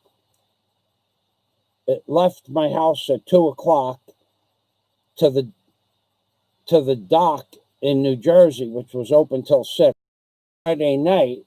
But the driver forgot to give them the paperwork. I guess the tip I gave him wasn't big enough, $50. That wasn't a big enough tip. And so Tony, and the name of this company I can't mention because they reimbursed me for the 223,000 pesos that they overcharged me. $4,500. They reimbursed me for that. But it took a year and a half to get it. So they agreed 100% that the company that in question was totally corrupt. I don't know that they still do business. You got to be real careful shipping your stuff. But there was another company in the Midwest, and then that was another $4,000 plus for commercial is $7,000 starting at for a box, which comes out to $11,500, and for non-commercial starts at roughly, well, if you could get a non-commercial box to the Philippines with household goods and tools, you can do that. You're allowed to do that. It's going to cost you $24,000.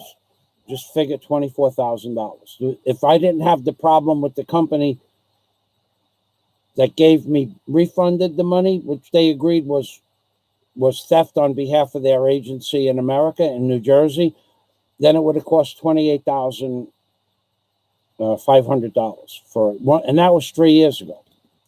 Well, no, that was it's going on 2 years ago. So $28,000 to bring a box, but it's better than, I don't know how long it would take you to get across the Pacific Ocean. If you got across the Pacific Ocean, that would be another. If you got across it, I don't know how long it would take you. I know how long it's taken me to look for my water. I didn't bring water today. But I did bring water. I knocked it over. Hold on a minute.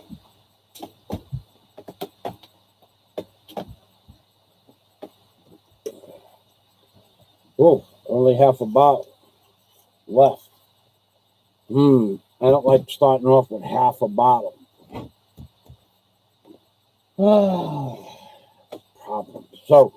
So anyway, $28,000 would be for household items. If you send me your phone number, you can buy a boat here, right? If you send me your phone number, I'll give you the name of a shipping company that has business locations in pretty much every major city, and I will personally assure you, you're going to pay 1/3 of any other shipping company, but you got to do it a certain way, and I'm not going to put it out on YouTube. It's legal, but it's just not exactly kosher, but it's legal with no problems. I got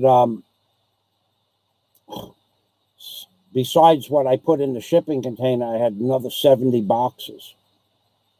So if you send me your number, and now LBC, you don't want to use them. They're a good company, and your goods are going to get there, but you can only, for $175 a box from 2 years ago, that was a bit steep. There's a way to do it for about $75 a box, but you got to do it a certain way. So that would be my suggestion. If you want to ship boxes, I'll give you the name of the cargo company that will do it with a workaround, and perfectly legal. It's just not something, it's not a service that LBC supplies. And there's a couple of different ballot buying boxes, but there's only just a few people that supply that secondary discount service.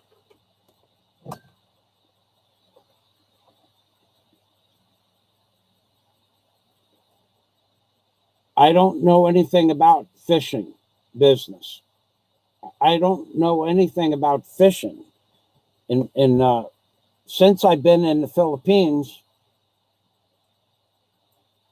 I've never gone fishing, I don't think. I don't remember. I go spear fishing once in a while, but I don't even have that was when I first got here. I lost my spear gun back in 2014 in a storm. And that was probably the last time I went spear fishing, because at that time, I know somebody found it within a few days, but I don't really care that much. You're gonna have to go. You got to go in deep. My breath doesn't hold up that long to go that far. If I want fish, it's cheaper for me to just go to the store and buy fish, because you're going to go out and exert a lot of energy. The free divers do some spear fishing. I only had a spear gun that my dad gave me when I was a little kid. It was only like a $20 spear gun, but it was not really well. That one might have cost new now about $60, but back in 1960 when it was bought, probably might have cost $18 or $12. Piece of shit, but you could catch fish with it. But here there was not much fish, so Bohol is a beautiful place. Bohol would be a place you could do that, but you still need to have somebody on your boat, dude.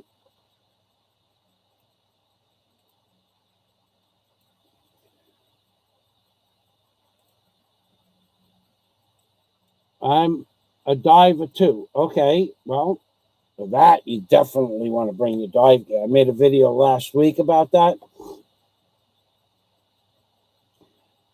For this dive mask, I got it over here drying. For this decor dive mask, can't buy decor, can't buy a 3-panel mask. But for this 3-panel dive mask, for some off-brand, no-name mask, was 9,200 pesos or $184 for this mask. And it's a no-name mask made in China. Now, this is made in China too, but this is a decor. Lead weights. Dean, you want to hear something funny? Talk about lead weights. So you want to buy lead weight. In America, I don't know what lead weights cost. I have 18 pounds of lead weight, so I never had to buy them here, but I went into the store, and my lead is plastic coated. So you know what I'm talking about. Lead weights here, $5.50 per pound, not kilo, per pound. 500 pesos a kilo for lead weight.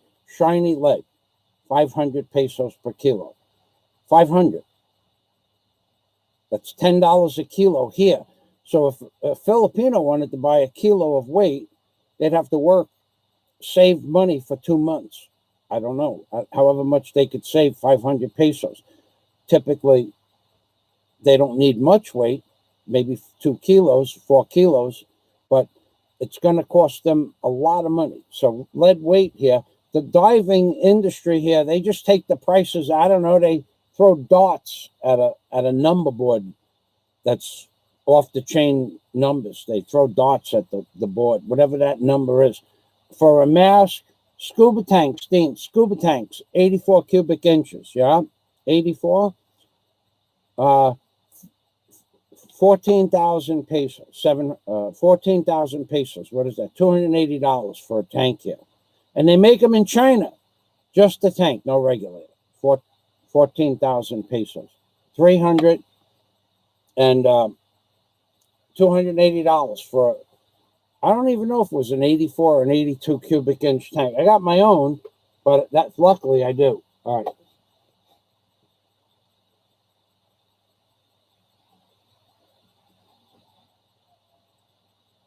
Yeah, the kilo is 7,500 pounds of lead. Woof, you're going to be a rich man.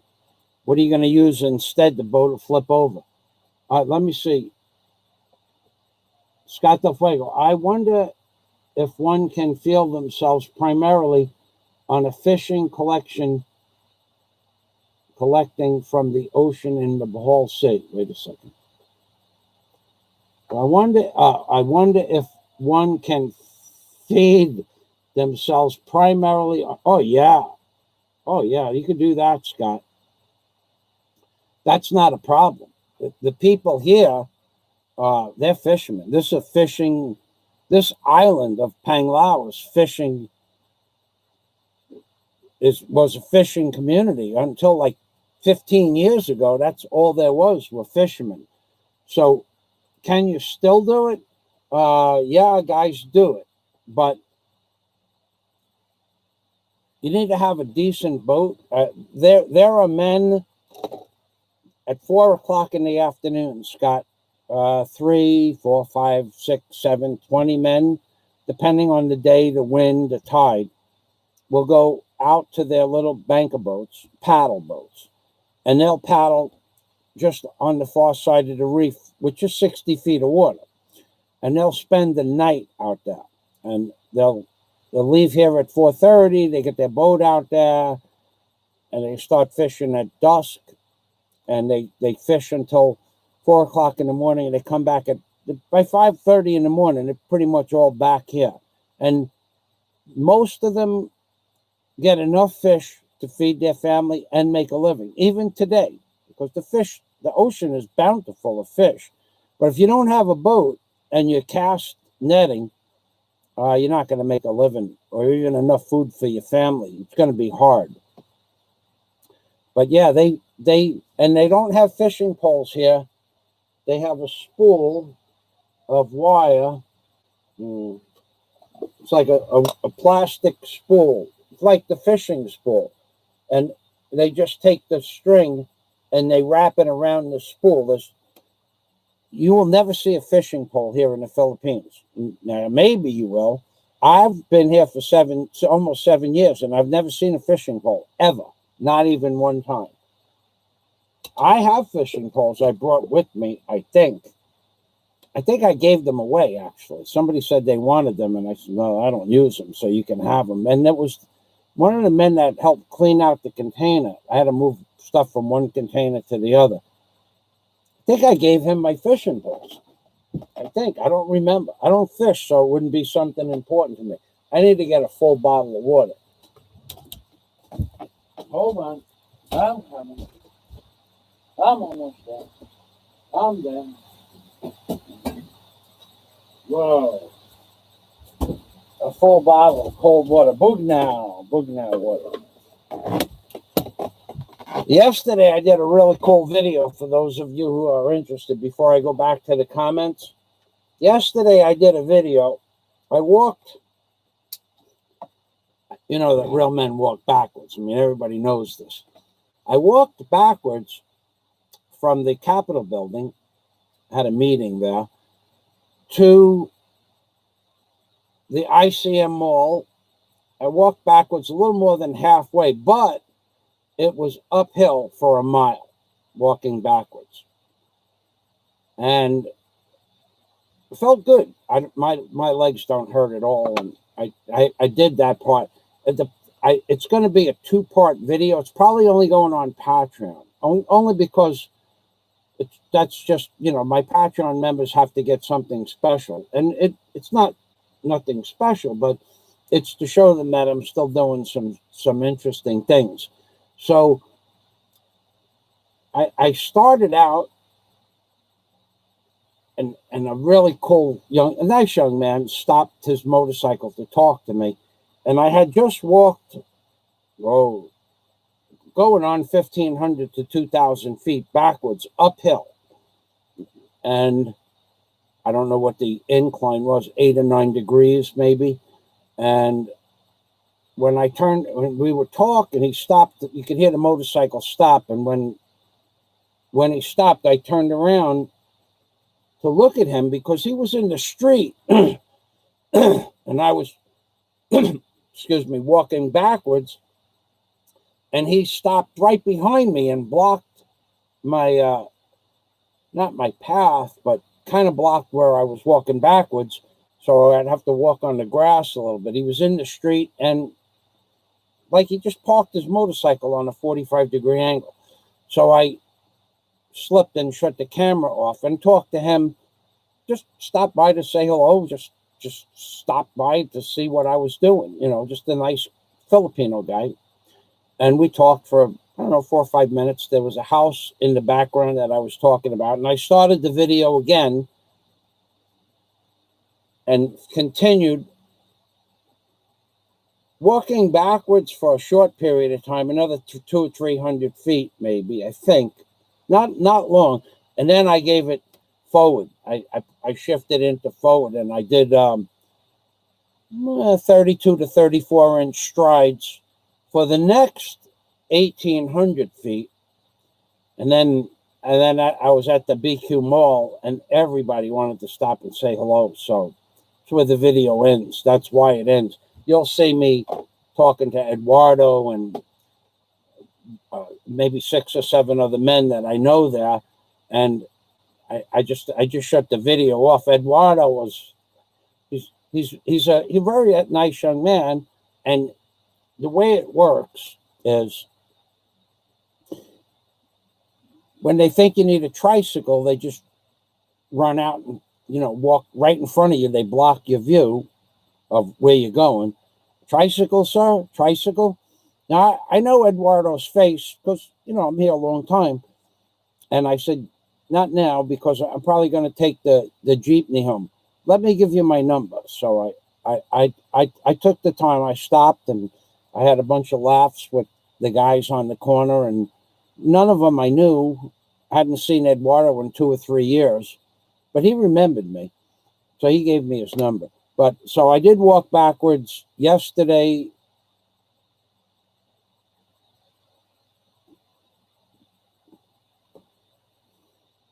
It's 3.5 kilometers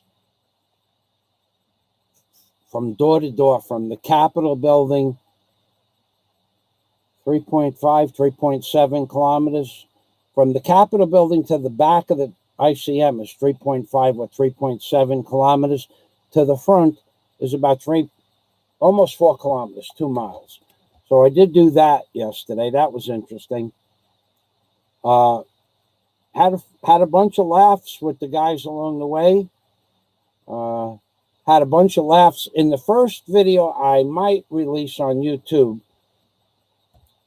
It's only 15 minutes and 50 seconds long.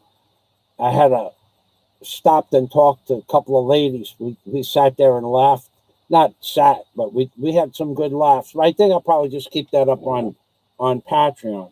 Right now, I think I've been talking for now 21 minutes, it looks like. 21 minutes, 21.6 minutes. And this water is still cold. I'd like to drink this water in memory of the men who walk backwards. In real life, real men walk backwards. I'd like to do that. So let's see where we can see the water right here. Yeah. Okay, right there, right there, right there. Yeah, you can see that. So I'll just let you watch the bubbles. You watch the bubbles go past. Yeah, baby. Real men drink bottles of water. Real men don't sip water. And here we go.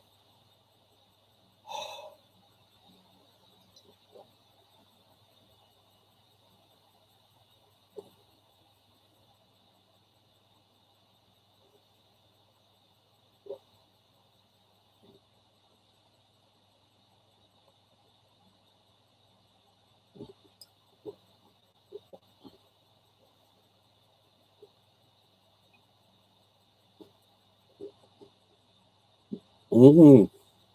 Mm-hmm.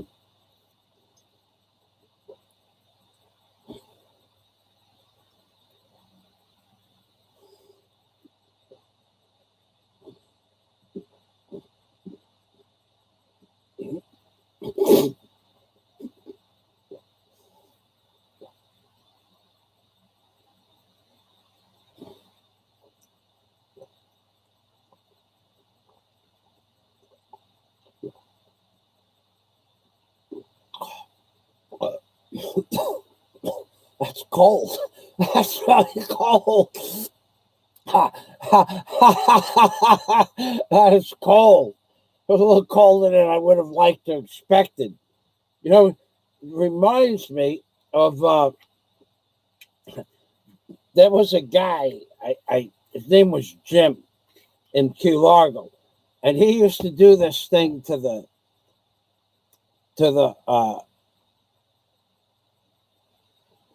flamingos. There was flamingos in back of his house. He lived in a beautiful part of the Keys. White flamingos, but also wren, W-R-E-N's, not wrens. Forgot they were tall white birds like flamingos, and he had 10 6-inch, 9-inch, 10-inch, 11-inch bait fish, sometimes even snapper, and he had them frozen in a freezer. He was a very wealthy man. He had a whole freezer just for the fish. And these birds would come around and they would wait for the fish, but the fish was frozen at like 0 degrees. So they would see fish and they'd put the fish in their beak and they'd put it down in their throat. And by the time it got to about here, it would freeze them up. And he used to call it a bird freeze, throat freeze. He had a word for it. But it would freeze them up. And all the feathers on their body at the same exact time, they would all stand up straight because it had a throat. The throat was froze up and the bird couldn't swallow and it couldn't spit it out. It was funny. And we all used to sit around and laugh because it was just a funny thing to see all the feathers. They just stood up like that. Whatever feathers on the neck and the head and the back of the neck. I forgot the name of the bird. Oh, crane. White crane. White crane. That's what that reminded me of. That shit was cold. That was cold.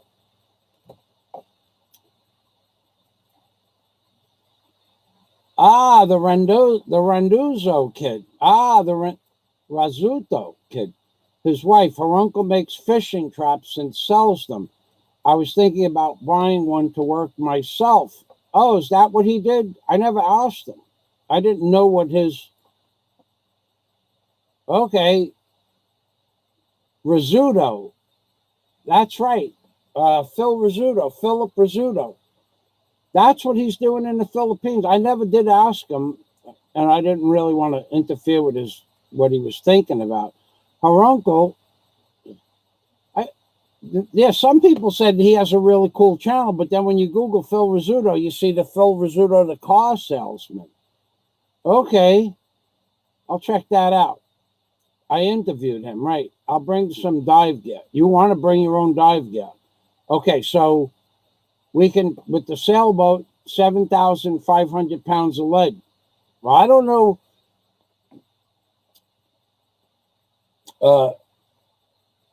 I saw a lead weight manufacturing company when I first moved here. These people were taking automotive batteries, and getting the lead out of them. And they were dumping the acid into the ground and the black oxide, the lead oxide. What an operation that was. People would be surprised how little lead is inside a battery. Not much. For like a 1,000 cold cranking amp battery, be lucky if you got 2 pounds of lead out of that. By the time the lead oxide is knocked off the lead fins, you wouldn't get 2 pounds, and it will take you hours to get that. But let's say you were doing it with a hammer and a chisel or an axe or a skill saw. What a mess. What a mess. I did that one time. I never forget that.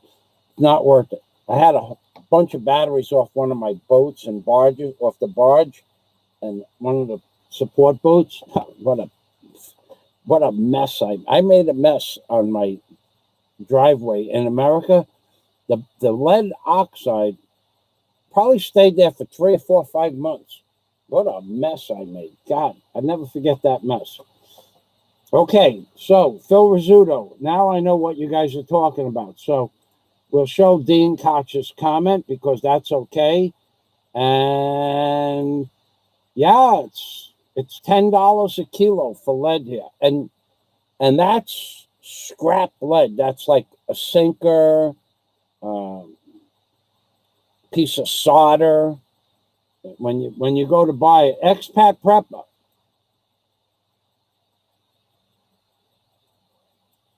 I have no idea.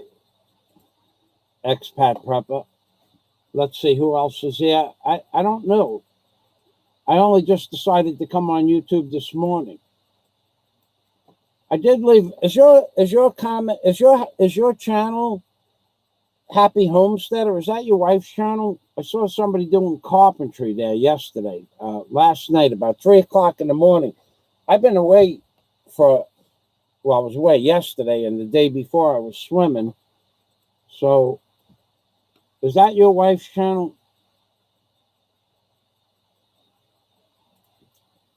My Philippines disinterest. Let's see. I know that's not him.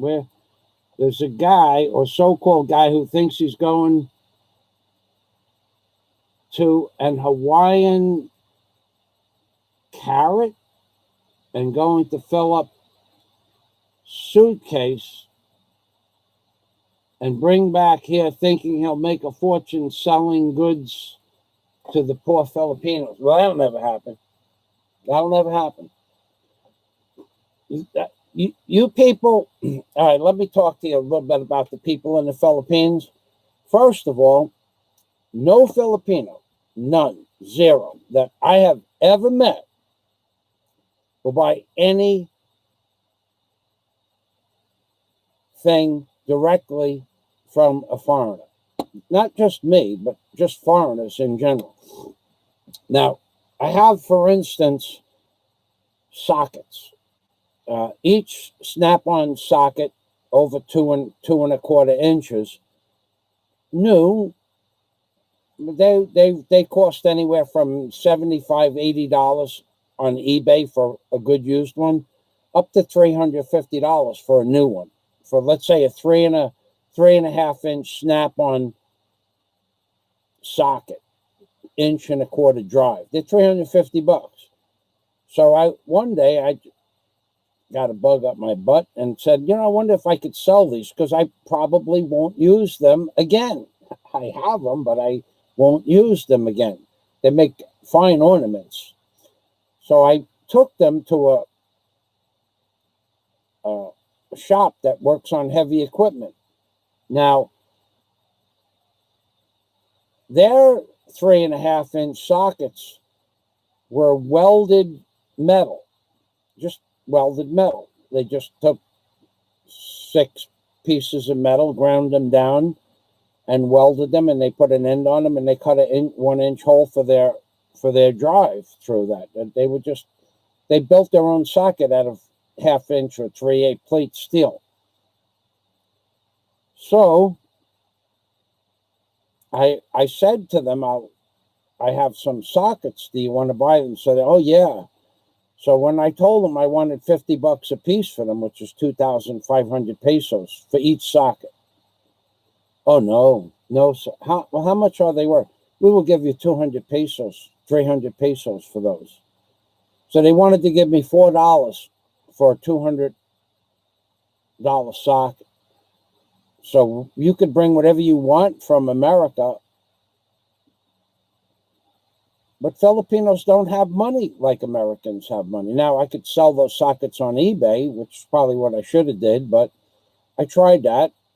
And back in 2009, there was no money in America. Everything was collapsing, and I wasn't going to get my price, so I kept them. So I have no use for them. If someone wants to buy them, I'll give them to you for a good price. I'm not going to give them to you. I would throw them in the ocean for weights before I give this stuff away. But that's what they wanted to pay me, like 200 pesos for each socket. I don't know if they know what Snap-on is, or Blue. Some of them are Blue Point, which is Snap-on. Some of them are Snap-on. I don't think there are any other brands. Proto. I have a set of Proto click torque wrenches that are for hydraulic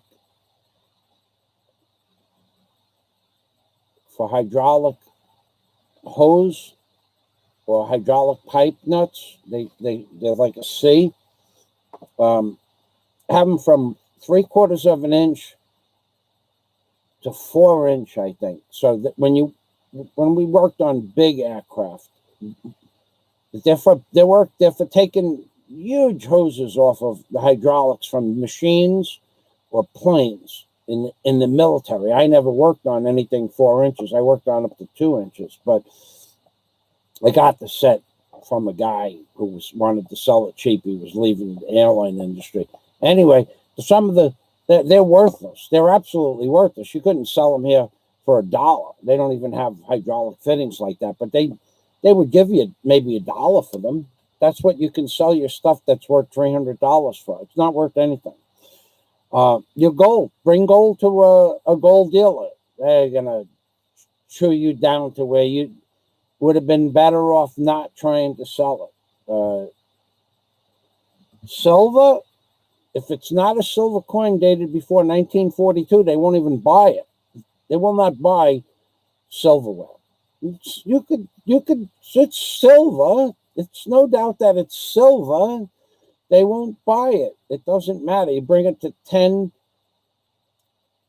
different places. I had a fork and a giant spoon. I think I had like 4 ounces of silver. Total value in America, top dollar, would have been $76. Here, they wouldn't even buy it. They didn't want it for free. They didn't want it. They're not going to melt it down. They're not going to buy it. So anybody that thinks they're going to go to America and buy shit is not going to happen. Let's see who else.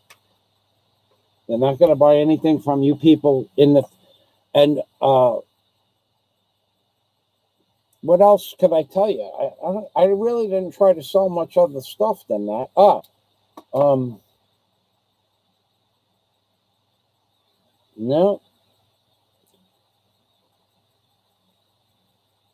No, I can't think of anything else that I wanted to sell. The sockets I'll put them in the hotel. I'll bolt them to the wall to show how real men used to work, but I will not sell them for $4. And the machine company that I brought them to, heavy equipment company, they're a legitimate heavy equipment company. They build their own socket, and I used to build my own stuff too. Sometimes you need a wrench for a 6-inch nut, 12-inch nut on a prop or a ship's prop or something like that, or some bolt some oddball company that made in the 1940s. Just get a piece of 1/2-inch plate steel and start cutting and grinding, and in a couple of days or an hour or 2 hours, you have a wrench.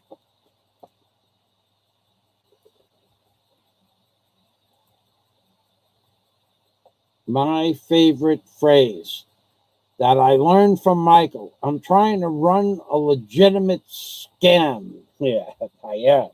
I am running a legitimate scam. It's become legitimate recently. Only because we have redirecting. We are redirecting people to donate properly. Because YouTube stole my money, and they stole Warren's money, and they stole expat Nomad Patriots money, and they sold Shifting Gears money. God knows who other money they stole that I don't notice, that I wasn't able to notice.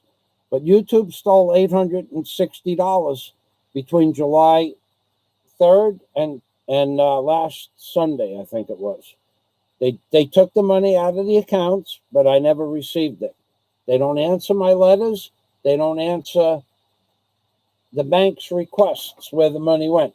The bank says PayPal got it. PayPal says YouTube got it. No one knows where that money went. So I don't even want people to super chat me anymore. Okay, the Rizzuto family vlog. I'll check that out. I enjoyed his company on Alona Beach. He was a very outspoken, very confident young man. You don't see that out here in the Philippines.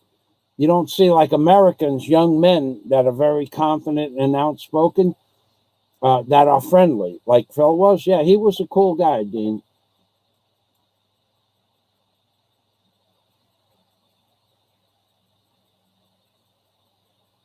Yeah, to sell the lead. Yeah, you could do that. I guess you could sell that lead. I don't know I'll give you an idea what lead costs. Well, let me tell you a story about everybody knows every scrap dealer is a thieving bastard. Every scrap collector and every scrap dealer that buys scrap and sells scraps, they're a bunch of thieving bastards. It's like they've never paid a dollar in their whole life, either one of them, in taxes. It's all cash. So if you had steel, which I don't, but if you did, what they will pay you for the steel to take it away on a construction site. If they come around with a tricycle and a scale, they'll give you 6 pesos for sheet metal, tin, like old studs, 2x4, 2x3 studs. Even if they're rusty, they'll give you 3 pesos for them. But if you have solid steel, 1/2-inch plate, or pieces of rebar, or structural steel, they'll give you 8 pesos per kilo. So that's a good deal. You don't have to get rid of it, and it goes back into recycling. But they take that steel and they go down the block to somebody that needs it. Sometimes there's big construction sites. They just did a big renovation not so far from me, and there was tons of steel. So they bought it for, first of all, they bought it illegally. They weren't, the demolition crew wasn't supposed to sell it. Supposedly, it was supposed to go to the scrapyard. So they sold part of it to this one guy that came back every day for a month and a half. There was tons and tons of steel. So I know he was paying 6 or 7 or 8 cents a pound to the construction crew who was stealing the steel from the steel pile.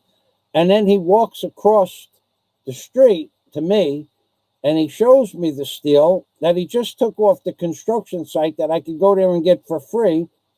And I said to him, how much for the steel? He goes, only 75 pesos per kilo. So he was charging 10 times what he paid for it to walk across the street. But anyway, so now if you go to you really want to get pissed off, now go into the city and he tries to sell that stuff in the city, he might get 11 pesos a kilo. Maybe. He'd be lucky. So he makes 3 pesos a kilo to sell it to the scrapyard. Now the scrapyard takes it. They want 120 pesos a kilo, which they're entitled. They have a business. They have a legitimate rent. But if you bring a piece of spring steel from a truck, this is how it works here in the Philippines. You bring a truck in, they cut the axles, they take the spring steel. You got a piece of 5/8 spring steel. They don't sell hardened steel for the front of blades or teeth on a trackhoe or a backhoe or a bulldozer. They don't sell teeth here. You can't buy teeth for anything. So you make them out of spring steel that's from a truck axle. Well, they want 250 pesos a kilo. They only pay 7 cents a kilo for the truck, or 6 pesos a kilo. But they want 250 pesos a kilo for a truck spring. So they're not reasonable. Now, if you bring them the truck spring, they'll give you 6 pesos. They put it in a truck spring bin that's just for truck springs or car springs, because that's what people do with the automotive springs. They make teeth out of them. And then they charge 250 pesos per kilo. But they won't they'll only give you 6 pesos a kilo. So if I brought a truck spring there that I just paid $6 a kilo for, and I bring it to the guy across the street who's going to offer me, let's say I bought 10 pounds of truck spring, which I do, or 10 kilos, one spring, and then I bring it across the street, I can get 60 pesos for it to sell it, but meanwhile, I just paid 2,500 pesos to buy it. And that's the same thing. Everybody works like that. Now, let's see. Expat Pepper, I did ask you a question. Is that your wife? Well, I forgot the name of the channel.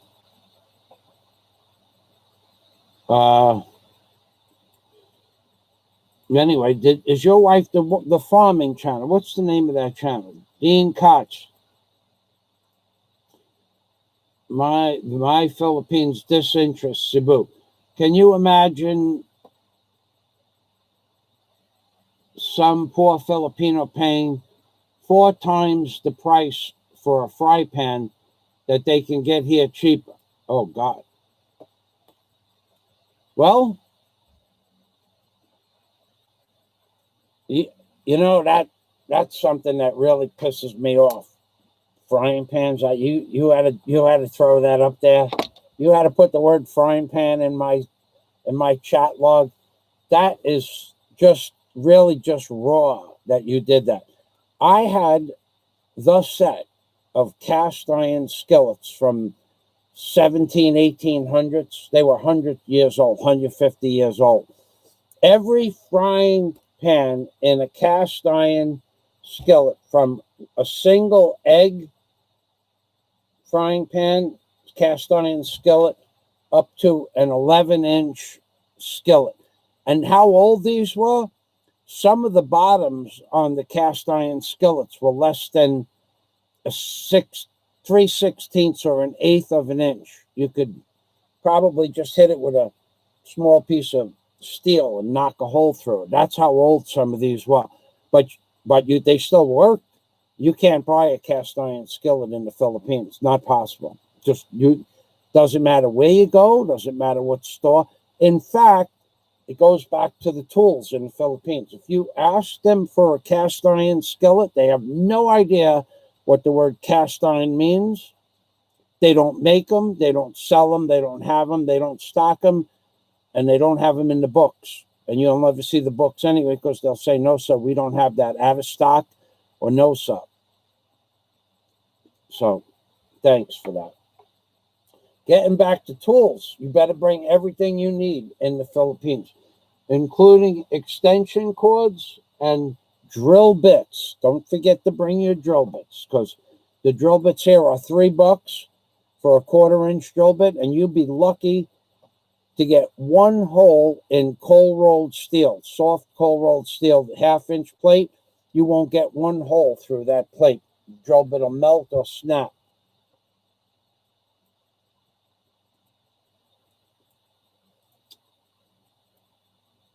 Let's see. The man is my friend, a very friendly guy.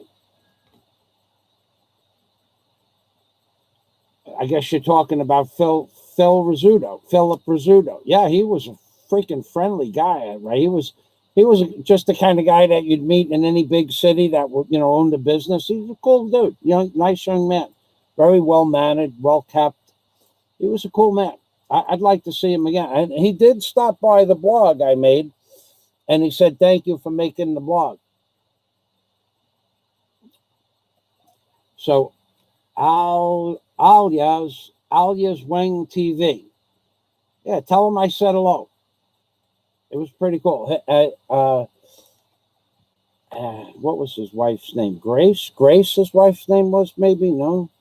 Gladys. Phil and Gladys. Unless the guys, thank you for stopping by. Alias Wang TV, thank you. Unless the guy is trying to impress his new boyfriend with, I think you need to do spell checking. Entrepreneurial skills. I don't think any of those skills exist. I think it's illusionary at best. Anyway, trying to think that you're going to be successful here in the Philippines, selling anything to Filipinos with your face behind the product, ain't going to happen.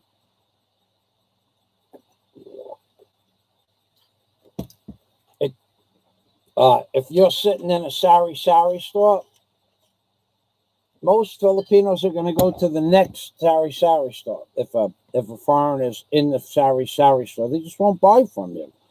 Why would they do that? They're going to support their local community. It's what all Asians do. Not just Filipinos, but all Asian. Koreans won't buy from an American or a German if they don't have to. I did this how the Koreans are taking over, the Chinese are taking over, the Japanese. They don't spend any money in any stores other than their own. And Filipinos should do the same thing so that their people prosper a little bit. Now, I think my next set of videos that I'm going to release, because I'm going to end this video in a few minutes. We're almost at 3 hours. 3 hours is about where I want to be. The next set of videos, I wanted to go to Alona Beach this week, but I ended up doing a little swimming, a little more than I wanted to. One day I swam, one day I slept. And I had there was a little bit of a party 2 days ago. And I wanted to give anybody that knows me, that knows I'm looking for the new Asus computer. Oh God, this is hard. Hard to say it, hard to do it, hard to find it, hard to believe. So I found one. Now I won't tell you the name of the store. And I had to call the store up. This is the welcome to the Philippines part. This is the welcome to the Philippines part. This is the welcome to the Philippines part, where you can make 500 phone calls a week, and you'll be lucky if anybody answers the phone 20 times. And I don't think you're going to get that kind of control, even that point. So to this particular store, I pressed redial for the last 10 days. I know the number by heart, and I pressed redial for 10 days. And I got through to them.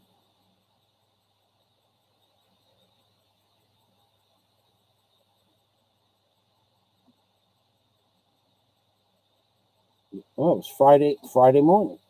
I got through to them Friday morning at 10 o'clock. I pressed redial 500 times. And I'm not exaggerating, because just push redial. It doesn't take much, but it interferes with your day. You come home, you push redial, you wake up in the morning, you wait for the store to open up at 10 o'clock, you push redial 500 times. Well, in the last, let's say the last 20 days, I pushed redial, because I just don't have time to go to that store. So I went. So I got through. There you go. Yes, I have to check. No. I got through on, I'm lying. I got through Wednesday. I'm going to check to see if that computer's in stock. Well, can you check today? No, sir. Why not? Why can't you check today? I will check this tomorrow. What time should I call? 12 o'clock. That's when I pressed the redial another 300 times, from 12 o'clock Thursday afternoon till 10:45 Friday morning. 300 times. 500 times I called the store. 300 times I pressed redial. 300 times the phone rang. 300 times no one answered the phone. So I got through to her at 10:45 Friday morning, and I said, "Did you find out?" "Yes, sir, we found out about the computer. Asus ZenBook Pro Duo i9." And she gives me a price. I says, "Okay, I'm coming to the city. I'll buy it. I'll bring the money with me. I have to go to the bank first, so I won't be there before 5 o'clock, but I'll be there by 5 o'clock. Okay, we'll see you at 5 o'clock. What does that mean?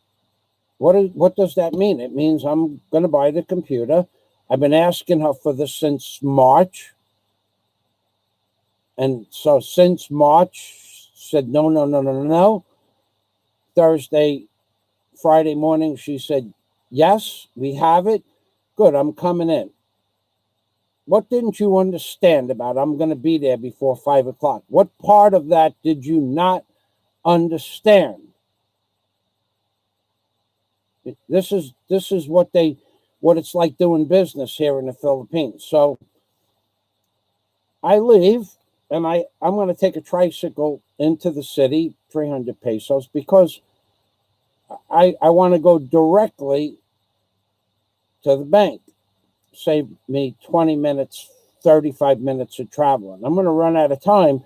It's already 11 o'clock in the morning, so I'm going to run out of time to get there by 5 o'clock. I had business at the Capitol building, which took an hour and a half, and then I wanted to do some walking up that hill. It's my exercise from the Capitol building to the ICM mall. So I leave here at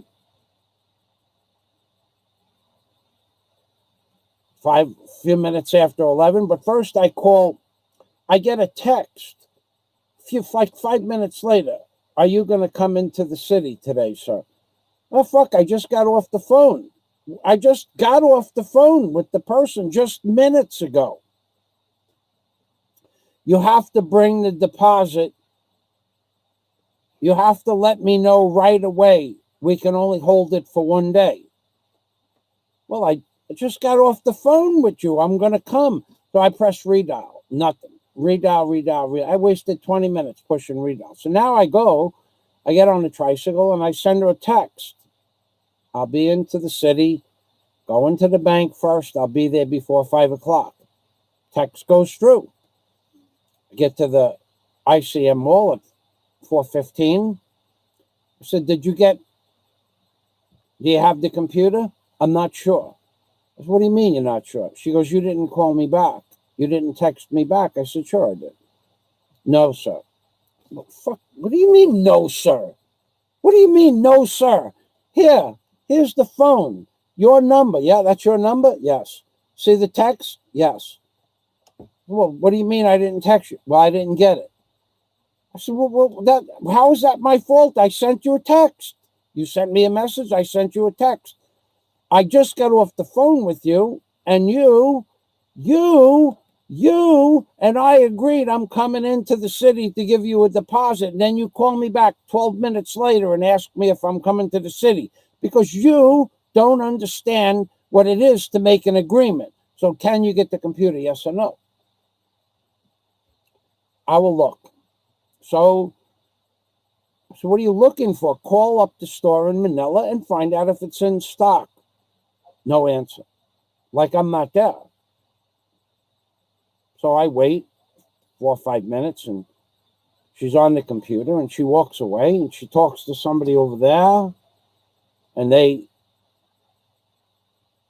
talk to her, and they get on the phone. I don't know why. I mean, I don't know what they said. And then she comes back and sits back down at the computer. Well, I'm not happy with the way I'm being treated there because that was a done deal. I said, I'm coming. Now, she knows me for 6.5 years. She knows me. I told her I'm coming back with the money. Why do I have to say anything twice to anybody? I don't understand. So I said, is the computer in stock? Just wait a while. I said, well, I'm here about 10 minutes now. And we ordered this computer at 10:35 this morning. Yes, sir, but you didn't respond to my message. So we're going to do this again? Really? We're going to do this again? Here's the message. Here's your telephone number. I sent you a text. I didn't get it, sir. Well, I'm really not interested in what I sent it. What do you, if your phone person answered the phone 10 days ago when I started calling you, we would have this deal done already. And if you answered the phone or they answered the phone after you sent me the text this morning, we would have this deal done already. But now we're back to you saying I didn't send you a text and me showing you the text I sent you. Then you show me your phone that you don't see a text from me. And then I show you the phone that says that I did send you a text. And then you pick your phone up again and show me that there's no text. Well, it's easy for you to remove my message. I could have removed your message or I could have removed my message. I don't get involved with that conversation, but that's how easy it is. So can we get the computer back to business? How much longer will I be here? Just wait a while. I said, could you do me a favor? What's that? Can you call up the store in Manila? No, sir. Why? You're the manager. Yes, sir. This is how we do it. I said, well, you were supposed to do this morning. Yes, sir, but you didn't respond to my text message, which was, call me back and confirm that you're coming to the store. And in my message, I did. So I did respond. What more do I have? Do I have to send a message every 5 minutes that I'm coming? I said, we're back to me not sending a text message again. Really? Are you serious? Are you serious? Can we get the computer? Yes, sir. Well, when? Wait a while. So I wait like another 3 minutes. It wasn't 5. And I said, look, I can get this computer from Lazada if they still have it in stock in about 5 business days. Yes, sir. Yes, sir. Go ahead and get it from Lazada because I'll leave. Or yes, sir, you know that I can get it from Lazada. Yes, sir. Just yes, sir. Okay, so at that point, she says, the computer is still in stock. Do you have the deposit? And I said, yes. Okay. Now, my agreement on the phone with this woman was the following. I want you people to listen very carefully to what I'm about to say because I don't want to say it more than 12 times because that's only the maximum amount of times that you could say it without losing consciousness from oversaying it. But how long will it take to get my computer here to the hall from Manila? 10:35 this morning. 3 or 4 weeks. I said, fine, I'm coming in. I'll be there before 5 o'clock. What does 3 or 4 weeks sound like? I don't know. Sounds like 3 or 4 weeks. So 4:15, I get to the store. 4:40, I'm still in the store with no resolution other than at 4:40, she says, we can get it. I said, fine. Where is my contract that you will give me back my money in 30 days that you promised you would write up for me? We have that contract right here, sir. So she writes up the contract. I said, so how long do you think it will take to get the computer? Why don't you call them up? Sir, it will be 3 or 4 or 5 weeks.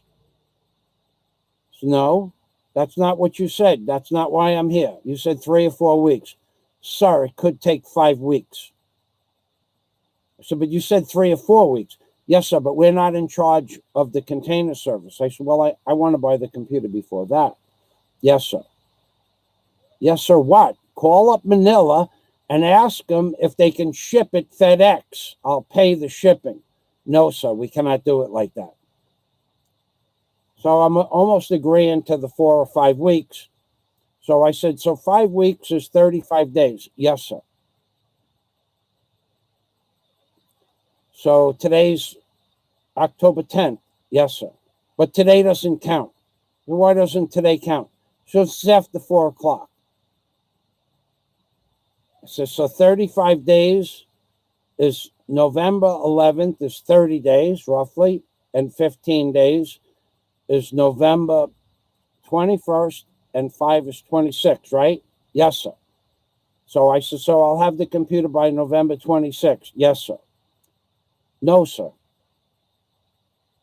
What do you mean, yes, sir, no, sir? It's 35 business days. I said, well, that will put me into the second week of December. No, sir. Yeah, it'll make it. There's 2 holidays between now and then. And 35 days would put me like around December 10th. That's 2 months. Almost 2 months. Because this is the weekend. This don't count. Next week counts as 5 days. So it would put me in 35 days. That would be November 11th and 15th is 21st, 26th, and then add 10 more days, excuse me, like December 7th or December 8th, because there's 2 holidays. So it'd be like December 10th. That's if everything goes right. That's if Mr. Duterte doesn't lock down the Philippines again. That's if everything goes right. So I says, wait a minute. So you want me to lock up this money for 45 or 50 days? Yes, sir. That's how we do it. I said, well, that's how you do it, but I'll figure out another way to buy the computer. And I walked out of the store, and that was it. Done. I'm not going to do this with these people. They say one thing, they do something else. I didn't go to the city planning on, I would have just ordered the damn computer from Lazada. And then when I went to look for it this morning, it was gone. They only had 2. Now, they may have another one now, but this morning it said not available, stock out of stock. So because I went to the city on a promise of 3 to 4 weeks, turned out to be 45 days is, by the way, 6 times 7 is 42. 6.5, almost 7 weeks, not 3 or 4. That's almost double. And there's no guarantee at that point, and they're going to hold my money for those 45 days. I said, so I can't get my money back in 30 days? No, sir. You can get your money back in 3 to 4 or 5 weeks, but you have to wait until that's up. I said, never mind. Thank you anyway. And I walked out of the store. So the other people, my friend says, why are you leaving? I said, because she told me 3 or 4 weeks, and now she's saying 5 or 6 or 7 weeks. Oh, yes, that's possible. Like it's no big deal. I said, well, I'm not gonna put my money in limbo for 7 weeks. Not gonna do it. It's not a problem. The problem was when I got up this morning, there was no computer on Lazada. That's the problem. Doing business here in the Philippines is freaking hard. I'm going to answer a few more comments, and then I'm going to say goodbye.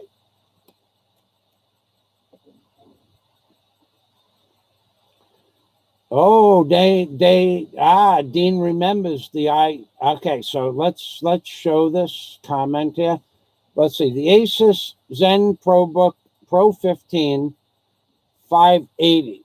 That's not exactly the one. It's actually 581.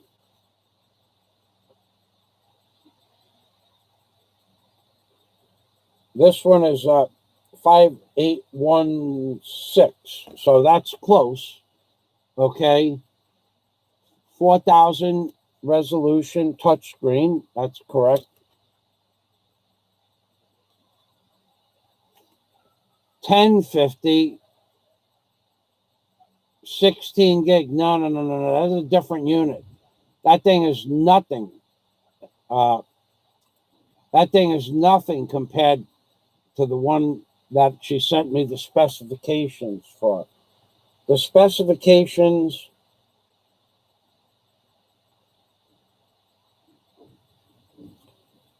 for that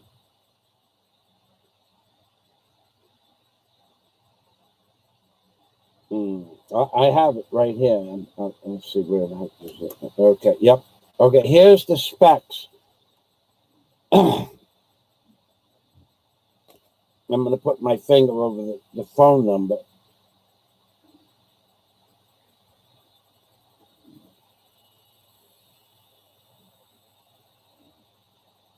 I don't think you're going to be able to see this.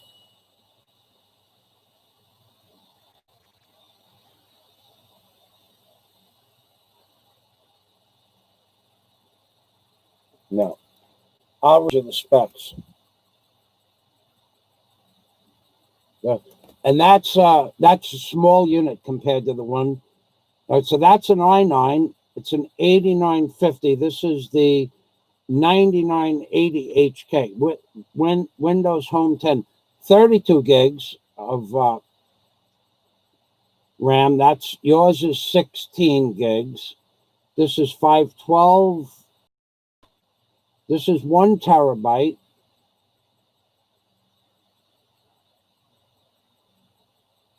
Yours is 512 gigs.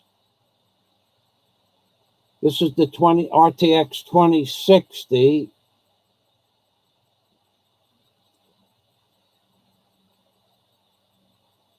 and yours is a completely different model, to be honest. Yours is the 1050 Ti.